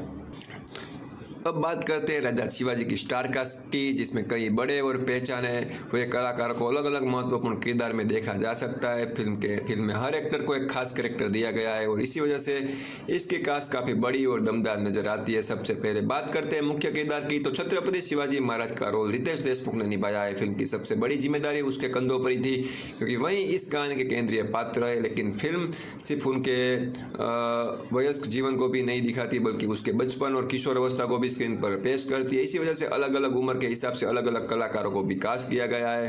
रूपेश बाने टीनेज छत्रपति शिवाजी महाराज के रूप में नजर आते हैं, जबकि रियान देशमुख उनके यंग वर्जन को और रायल देशमुख उसके बचपन के रूप को पोर्ट्रे करते हैं। इस तरह फिल्म में छत्रपति शिवाजी महाराज के जीवन के विभिन्न पड़ावों को अलग अलग एक्टर्स के माध्यम से दिखाया गया है। इसके बाद फिल्म की सबसे महत्वपूर्ण किरदारों में से एक है अफजल खान, जिसे संजय दत्त ने निभाया है। फिल्म की कास्ट में संजय दत्त का नाम भी एक बड़े कलाकार के रूप में शामिल है और उन्हें अफजल खान के कैरेक्टर में देखा जा सकता है। फिल्म में अभिषेक बच्चन ने संभाजी शाहजी भोसले का किरदार निभाया है। साथ ही इस कैरेक्टर के यंग वर्जन को रुद्र सोनी ने पोर्ट्रे किया है। यानी संभाजी शाहजी भोसले के भी अलग जीवन चरण को स्क्रीन पर दिखाने के लिए दो अलग एक्टर्स को कास्ट किया गया है। फिल्म की फीमेल कास्ट की बात करें तो जेनेलिया देशमुख को साई बाई के रोल में देखा जा सकता है। वहीं साई बाई के यंग वर्जन का किरदार किमाया मेस्ट्री ने निभाया है। इस तरह फिल्म में उनके कैरेक्टर्स के अलग उम्र के रूप को भी अलग एक्टर्स के माध्यम से दिखाया गया है। इसके अलावा विद्या बालन फिल्म में खदीजा सुल्ताना के रोल में नजर आती है। वहीं भाग्यश्री को जीजाबाई के रूप में देखा जा सकता है। फिल्म की कास्ट में सचिन खेड़ेकर और शाहजी भोसले का किरदार भी निभाया है। आगे बढ़ते हुए महेश मांजरेकर फिल्म में लखुजी जादव के रोल में नजर आते हैं। वहीं फरदीन खान को शाहजहां के कैरेक्टर में कास्ट किया गया है। फिल्म में अमोल गुप्ते और अमोल गुप्ते ने मोहम्मद आदिल शाह का रोल निभाया है, जबकि बोमन ईरानी को पीर बाबा के रूप में देखा जा सकता है। इसी के साथ जितेंद्र जोशी ने पंत गोपीनाथ बोकिल का किरदार निभाया है। इन सबके अलावा फिल्म में कई अन्य कलाकार भी अलग अलग भूमिका में नजर आते हैं, लेकिन मुख्य और प्रमुख कास्ट में रितेश देशमुख, संजय दत्त, अभिषेक बच्चन, विद्या बालन, जेनेलिया देशमुख, महेश मांजरेकर, फरदीन खान, भाग्यश्री, सचिन खेड़ेकर, अमोल गुप्ता, बोमन ईरानी और जितेंद्र जोशी जैसे बड़े नाम शामिल है। फिल्म में खास कैमियो अपीयरेंस भी देखने को मिलते हैं। सलमान खान इस फिल्म में जीवा महले के रूप में स्पेशल अपीयरेंस देते हैं। इसके अलावा फिल्म के एंथम सॉन्ग छत्रपति में सिद्धार्थ जाधव, रेमो डिसूजा, आर्य गोगावले और राजनीता धीरज देशमुख भी स्पेशल अपीयरेंस करते हुए नजर आते हैं। इस तरह शिवाजी महाराज राजा शिवाजी की कास्ट में कई बड़े और अनुभवी कलाकारों को एक साथ देखा जा सकता है, जहां हर एक्टर को अलग अलग महत्वपूर्ण कैरेक्टर दिया गया है और फिल्म की कहानी को पेश करने के लिए सभी को अपनी अपनी भूमिका में शामिल किया गया है। दोस्तों, इतनी सारी शुरुआती जानकारी के बाद आखिरकार फिल्म अपने असली कहानी की तरफ बढ़ती है। यहीं से राजा शिवाजी की स्टोरी ऑफिशियली शुरू होती है और ऑडियंस को उस सफर पर ले जाया जाता है जहां से एक ऐसे व्यक्ति की कहानी देखने को मिलती है जिसका नाम आगे चलकर इतिहास में बहुत महत्वपूर्ण स्थान बनाता है। फिल्म की कहानी का पूरा केंद्र शिवाजी के जीवन पर शुरुआती दौर पर रखा गया है, यानी मूवी उनके जीवन के उस समय को दिखाती है जब उसकी यात्रा अपने प्रारंभिक चरण में थी। फिल्म सीधे उनके जीवन की शुरुआती पड़ाव से अपनी कहानी को आगे बढ़ाती है और धीरे धीरे उसके सफर को ऑडियंस के सामने पेश करती है। जैसे जैसे कहानी आगे बढ़ती है वैसे वैसे फिल्म ये दिखाती है कि शिवाजी का सफर किस तरह धीरे धीरे एक बड़े उद्देश्य की तरफ बढ़ने लगता है। ये सिर्फ किसी एक घटना या एक ही पल की कहानी नहीं है, बल्कि उनके जीवन के उस दौर की कहानी है जहां से उसकी पहचान और उसकी यात्रा का असली आरंभ होता है। फिल्म का फोकस उन शुरुआती परिस्थितियों पर भी बना रहता है जहां शिवाजी अपने आसपास मौजूद ताकतवर शक्तियों के बीच अपना रास्ता तय करते हुए नजर आते हैं। कहानी धीरे धीरे ये दिखाती है कि उसके सामने कैसे बड़े बड़े और शक्तिशाली साम्राज्य मौजूद थे। ऐसे साम्राज्य थे जिसने उस समय बहुत बलशाली माना जाता था, लेकिन फिल्म के अनुसार शिवाजी उन शक्तिशाली साम्राज्यों के सामने झुकने के बजाय उन्हें चुनौती देने का रास्ता चुनते हैं। कहानी का यह हिस्सा उसके जीवन के इसी सफर को दिखाता है जहां वो धीरे धीरे इन बलवान साम्राज्यों का सामना करते हुए नजर आते हैं। फिल्म इसी संघर्ष को अपनी कहानी का एक महत्वपूर्ण हिस्सा बनाती है। जैसे जैसे उसका सफर आगे बढ़ता है वैसे वैसे फिल्म एक और महत्वपूर्ण विचार को सामने रखती है और वो है स्वराज्य यानी सेल्फ रूल की नींव। मूवी के अनुसार शिवाजी का सफर सिर्फ चुनौतियों का सामना करना तक सीमित नहीं रहता है, बल्कि धीरे धीरे वही सफर स्वराज्य की बुनियाद रखने की दिशा में बढ़ने लगता है। फिल्म इसी बात को अपनी कहानी का केंद्रीय विषय बनाती है कि शिवाजी की यात्रा किस तरह स्वराज्य के नींव रखने तक पहुंचते हैं, यानी कहानी का ध्यान उन घटनाओं पर है जो आगे चलकर स्वराज्य के स्थापना की दिशा में एक महत्वपूर्ण कदम साबित होती है। मूवी इस सफर को स्टेप बाय स्टेप ऑडियंस के सामने पेश करती है। साथ ही फिल्म एक और बात को बहुत स्पष्ट रखती है, इसकी कहानी शिवाजी के पूरे जीवन को कवर नहीं करती, बल्कि इसका पूरा फोकस उनके जीवन के उस दौर पर था जब तक वो 1674 में छत्रपति नहीं बने थे। यानी फिल्म की स्टोरी उन घटनाओं को दिखाती है जो उसके छत्रपति बनने से पहले की जर्नी का हिस्सा है। इसी वजह से मूवी का नैरेटिव पूरी तरह उसके प्रारंभिक जीवन, उसके स्थान, उनके संघर्ष और स्वराज्य की बुनियाद तक सीमित रहता है। कहानी को इस दायरे में रखते हुए फिल्म आगे बढ़ती है और शिवाजी के उस सफर को दिखाती है जो धीरे धीरे एक बड़े ऐतिहासिक पड़ाव की तरफ लेकर जाता है। लेकिन फिल्म का केंद्र उनके 1674 में छत्रपति बनने से पहले के जीवन पर ही बना रहता है और इसी के साथ राजा शिवाजी की असली कहानी शुरू होती है। अब फिल्म एक एक करके उन घटनाओं को सामने लाना शुरू करती है जिनसे शिवाजी का जीवन का एक प्रारंभिक सफर आगे बढ़ता है और जिनके माध्यम से उनके उठान और स्वराज्य की बुनियाद को स्क्रीन पर दिखाया जाता है। अब फिल्म की कहानी अपने पहले और बहुत ही महत्वपूर्ण पड़ाव में प्रवेश करती है। यहीं से ऑडियंस को शिवाजी के जीवन के शुरुआती दिनों से रूबरू कराया जाता है और उनके बचपन की यात्रा को स्क्रीन पर दिखाया जाना शुरू होता है। फिल्म की कहानी की शुरुआत शिवाजी के बचपन से होती है, यानी मूवी सीधे उसके जीवन के उस दौर में लेकर जाती है जब वो बचपन में ही होते हैं। इसी प्रारंभिक अवस्था से फिल्म अपनी कहानी को धीरे धीरे आगे बढ़ाना शुरू करती है। इसी दौरान एक बहुत ही महत्वपूर्ण व्यक्ति को भी कहानी का केंद्र में रखती है और वो है राजमाता जीजाबाई। मूवी दिखाती है कि शिवाजी का बचपन उसकी माता राजमाता जीजाबाई के मार्गदर्शन में बीता है। बचपन में इसके दौर में उसके साथ उसकी देखरेख और उसके मार्गदर्शन शिवाजी के जीवन का एक बहुत अहम हिस्सा बनकर सामने आता है।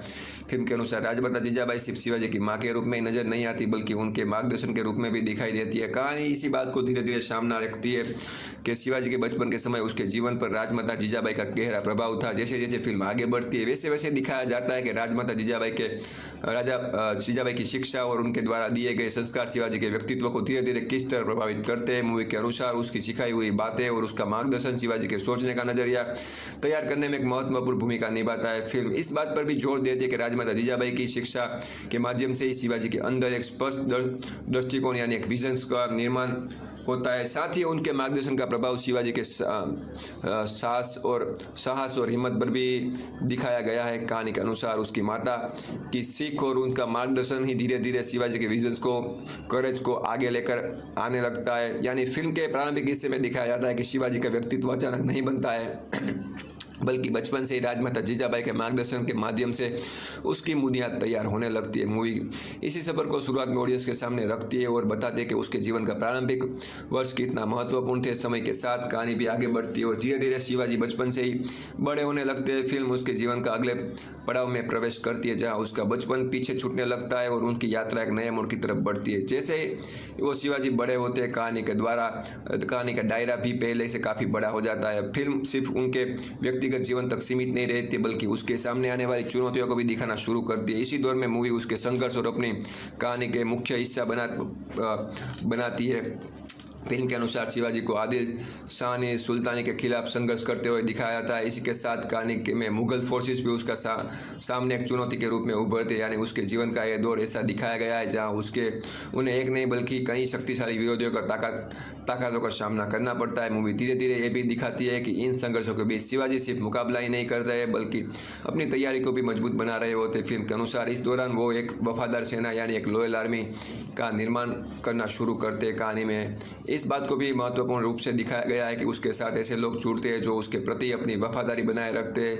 इसके साथ ही फिल्म उसके सफ़र का एक महत्वपूर्ण पहलू भी सामने लाती है। मूवी के अनुसार शिवाजी धीरे धीरे गोरिल्ला वॉरफेयर टैक्टिक्स में भी निपुणता हासिल करते हैं, यानी कहानी का यह दिखाती है कि अपने संघर्ष के दौरान वो गोरिल्ला युद्ध की रणनीतियों को सीखते हैं और उन पकड़ बनाते हुए नजर आते हैं। इस तरह फिल्म का यह हिस्सा एक साथ कई महत्वपूर्ण चीज़ों को ऑडियंस के सामने रखता है। एक तरफ शिवाजी का बचपन और राजमाता जीजाबाई के मार्गदर्शन में दिखाया गया है, दूसरी तरफ उन्हें शिक्षाओं से उसके विजन और साहस की बुनियाद की निर्माण होता हुआ दिखाया जाता है। और फिर कहानी धीरे धीरे उनके बड़े होने के साथ एक नए दौर में प्रवेश करती है, जहाँ आदिल शाह सुल्तानी और मुगल फोर्स के खिलाफ उसका संघर्ष शुरू होता है। एक वफादार सेना का निर्माण होता है और गुरिल्ला वॉरफेयर की रणनीतियाँ उसके सफर का एक महत्वपूर्ण हिस्सा बन जाती है। यानी यहीं से फिल्म का नैरेटिव और भी ज़्यादा गंभीर होता चला जाता है और शिवाजी के जीवन का सफर एक बड़े ऐतिहासिक मोड़ की तरफ धीरे धीरे आगे बढ़ने लगता है। जैसे जैसे कहानी आगे बढ़ती है वैसे वैसे शिवाजी का सफर भी एक नया और ज़्यादा महत्वपूर्ण दौर में प्रवेश करता है। अब कहानी सिर्फ उसके बचपन और उसके मार्गदर्शन का उनके प्रारंभिक संघर्ष तक सीमित नहीं रही थी। इसके बाद फिल्म का पूरा नैरेटिव एक बड़े लक्ष्य के इर्द गिर्द घूमना शुरू कर देता है। मूवी के अनुसार कहानी का एक बहुत बड़ा और केंद्रीय हिस्सा शिवाजी के हिंदवी स्वराज्य की स्थापना का मिशन पर केंद्रित है। यानी फिल्म में उसके सफर को सिर्फ अलग अलग घटनाओं की तरह नहीं दिखाया गया बल्कि एक स्पष्ट उद्देश्य के साथ आगे बढ़ते हुए दिखाया गया है। कहानी बार बार इसी बात को तरफ इशारा करती है कि उसकी यात्रा का सबसे बड़ा लक्ष्य हिंदवी स्वराज्य की नींव रखना है। फिल्म धीरे धीरे दिखाती है कि शिवाजी का हर कदम इस मिशन की तरफ बढ़ता हुआ नजर आता है। कहानी में उसकी सोच और उसकी यात्रा को इसी उद्देश्य के साथ जोड़ा गया है। इस तरह हिंदवी स्वराज्य को मिशन मूवी की स्टोरी का एक बहुत ही महत्वपूर्ण लगातार चलने वाला हिस्सा बन जाता है। जैसे ही कहानी एक मिशन की तरफ आगे बढ़ती है वैसे ही फिल्म में कोई स्ट्रेटेजिक बैटल्स को भी दिखाया जाता है। मूवी के अनुसार शिवाजी के सफर में ऐसे कई युद्ध और संघर्ष आते हैं जहां रणनीति का महत्वपूर्ण स्थान होता है। कहानी इन लड़ाई को सिर्फ टकराव के रूप में नहीं बल्कि स्ट्रेटेजिक बैटल्स के रूप में पेश करती है। फिल्म ये भी दिखाती है कि शिवाजी का सफर सिर्फ युद्ध के मैदान तक सीमित नहीं रहता है। कहानी में पॉलिटिकल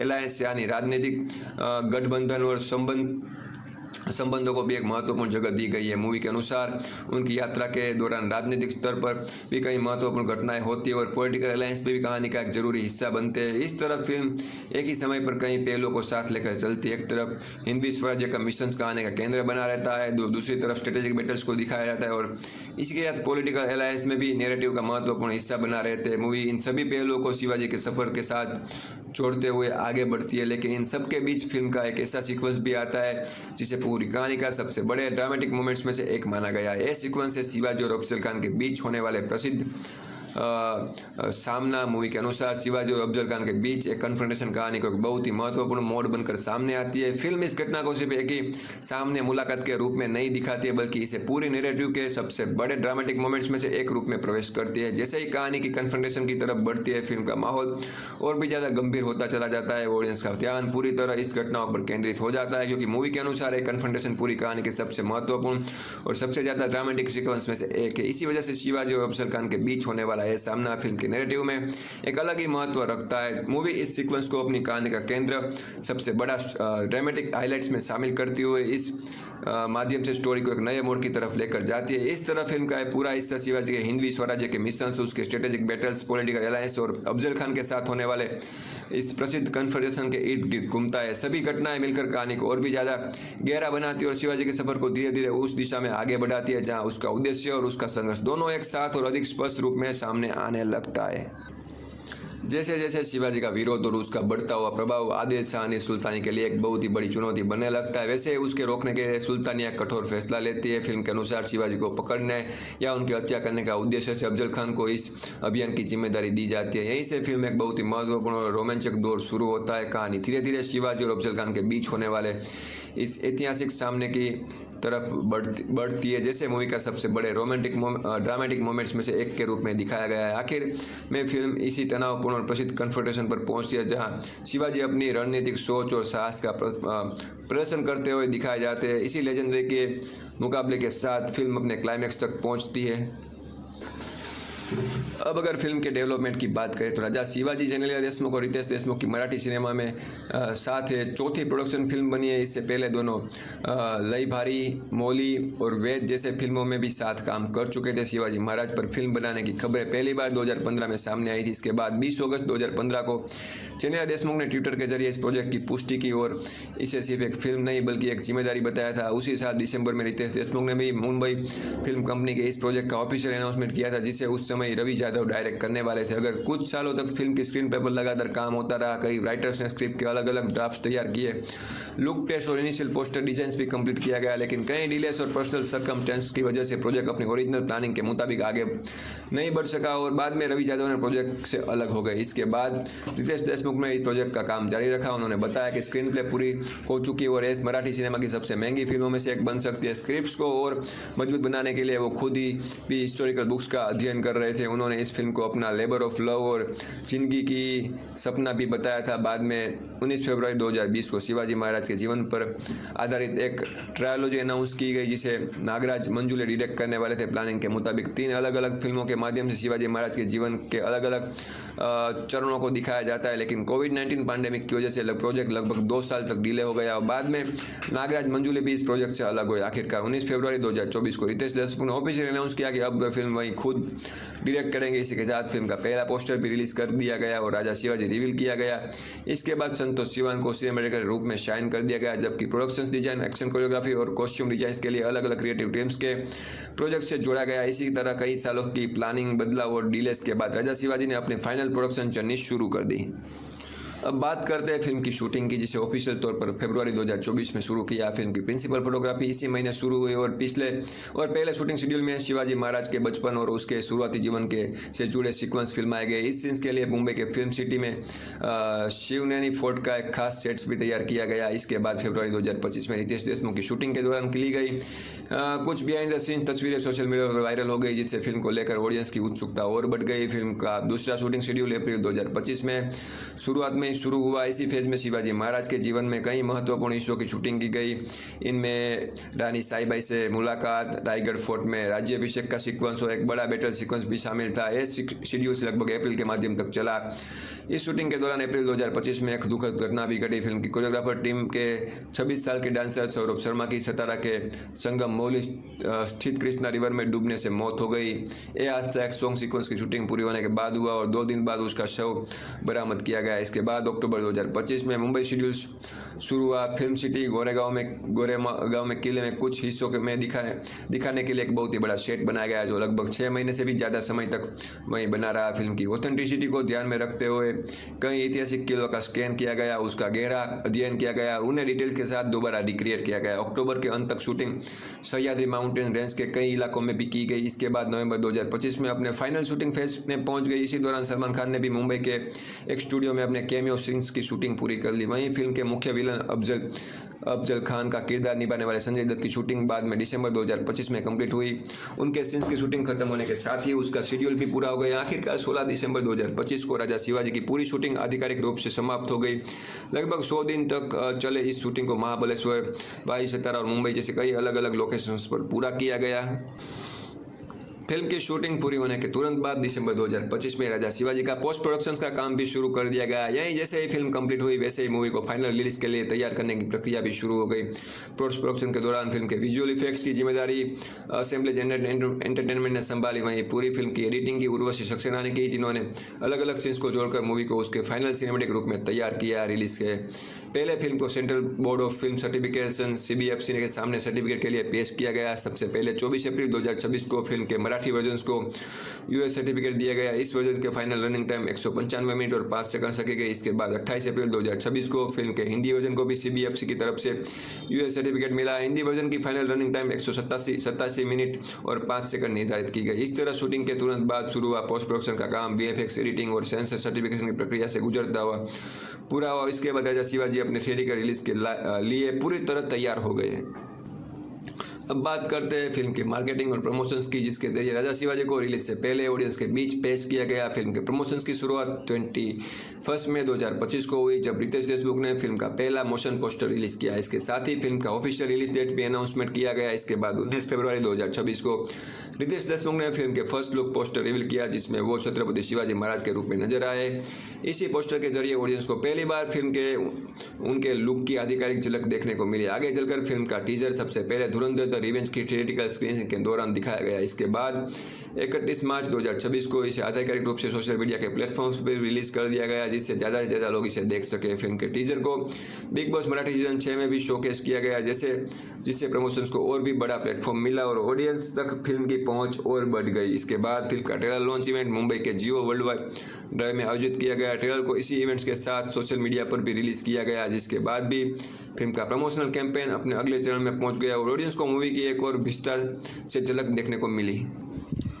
थिएट्रिकल रिलीज के बाद राजा शिवाजी की डिजिटल रिलीज का भी इंतजार किया जा रहा था। कुछ समय बाद फिल्म ने अपना OTT सफर भी शुरू कर दिया। 26 जून 2026 से राजा शिवाजी का ऑफिशियल नेटफ्लिक्स पर स्ट्रीमिंग के लिए रिलीज कर दिया गया। इसके बाद जो दर्शक फिल्म को सिनेमाघरों में नहीं देख पाए, उन्हें इसे घर बैठे OTT प्लेटफॉर्म पर देखने का मौका मिला। इस तरह थिएटर में अपना पूरा सफर करने के बाद 26 जून 2026 से राजा शिवाजी ने नेटफ्लिक्स के माध्यम से अपनी डिजिटल स्ट्रीमिंग चुननी भी शुरू कर दी। बात करते हैं क्रिटिकल रिस्पॉन्स की। रिलीज के बाद राजा शिवाजी को क्रिटिक्स की तरफ से मिक्स से लेकर पॉजिटिव रिव्यू मिले। कई रिव्यूअर्स ने फिल्म के स्केल, रितेश देशमुख की परफॉर्मेंस, डायरेक्शन और अजय अतुल के म्यूजिक की तारीफ की, जबकि कुछ क्रिटिक्स ने VFX एडिटिंग, पेसिंग्स और फिल्म की लंबी रन टाइम को इसकी कमजोरी बताया। कई समीक्षकों का मानना था कि रितेश देशमुख ने शिवाजी महाराज के किरदार को सिंसियरिटी के साथ निभाया और फिल्म को बड़े स्केल पर पेश करने की कोशिश की। बैकग्राउंड म्यूजिक, सिनेमेटोग्राफी और कुछ हिस्टोरिकल सीक्वेंस को भी काफ़ी सराहा गया। खासकर क्लाइमैक्स और अफजल खान वाले कन्फ्रंटेशन को भी कई रिव्यूअर्स ने फिल्म के सबसे मजबूत हिस्सों में से एक बताया गया। वहीं दूसरी तरफ कई क्रिटिक्स ने कहा कि फिल्म की रन टाइम काफ़ी लंबी है और पहला हाफ कुछ जगहों पर धीमा महसूस होता है। कुछ रिव्यूअर्स ने VFX, CGI एडिटिंग और स्लो मोशन सीन्स को एवरेज या कमजोर बताया, जबकि कुछ का मानना था कि फिल्म विजुअल ग्रांड टूर को दिखाती है, लेकिन कई जगह उतना इमोशनल इम्पैक्ट नहीं छोड़ पाती। कुल मिलाकर राजा शिवाजी को एक एम्बिशियस और ग्रांड हिस्टोरिकल फिल्म के रूप में दिखाया गया। ज़्यादातर क्रिटिक्स ने इस बात को माना कि फिल्म का स्केल और इंटेंशंस काफ़ी बड़े थे, लेकिन एग्जीक्यूशन के कुछ पहलू जैसे पेसिंग, विजुअल इफेक्ट्स और स्क्रीन प्ले को लेकर अलग अलग राय सामने आई। इस तरह फिल्म को क्रिटिक्स की तरफ से मिक्स टू पॉजिटिव रिस्पॉन्स प्राप्त हुआ।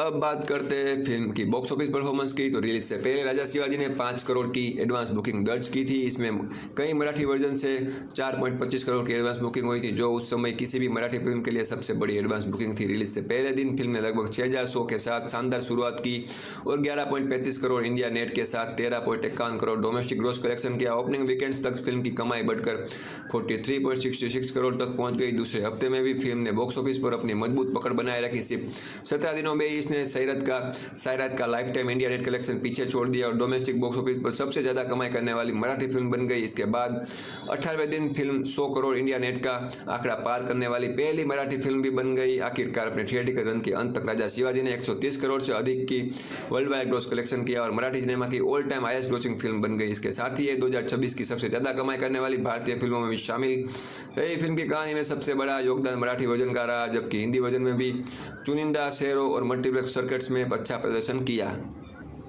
रिलीज से पहले राजा शिवाजी एक कानूनी विवाद में भी गिरी। श्री छत्रपति शिवाजी महाराज फाउंडेशन नाम की एक NGO ने बॉम्बे हाईकोर्ट में पब्लिक इंटरेस्ट लिटिगेशंस दाखिल की। पिटिशंस में फिल्म के टाइटल छत्रपति शब्द हटाने जाने पर आपत्ति जताई गई और कहा गया कि यह शिवाजी महाराज के प्रति असम्मानजनक है। साथ ही टाइटल बदलने तक फिल्म रिलीज रोकने की मांग भी की, लेकिन 30 अप्रैल 2026 को बॉम्बे हाईकोर्ट ने इस पीआईएल को मोटिवेटेड बताते हुए खारिज कर दिया। कोर्ट ने कहा कि फिल्म के टाइटल में कोई अपमानजनक शब्द नहीं था और पिटीशन रिलीज से सिर्फ 2 दिन पहले दाखिल की गई। प्रोड्यूसर की तरफ से स्पष्ट किया गया कि फिल्म 1674 में छत्रपति जी बनने से पहले के शिवाजी महाराज के जीवन पर केंद्रित है और इस बात का डिस्क्लेमर भी फिल्म में दिया गया जिसे सीबीएफसी ने अप्रूव किया था।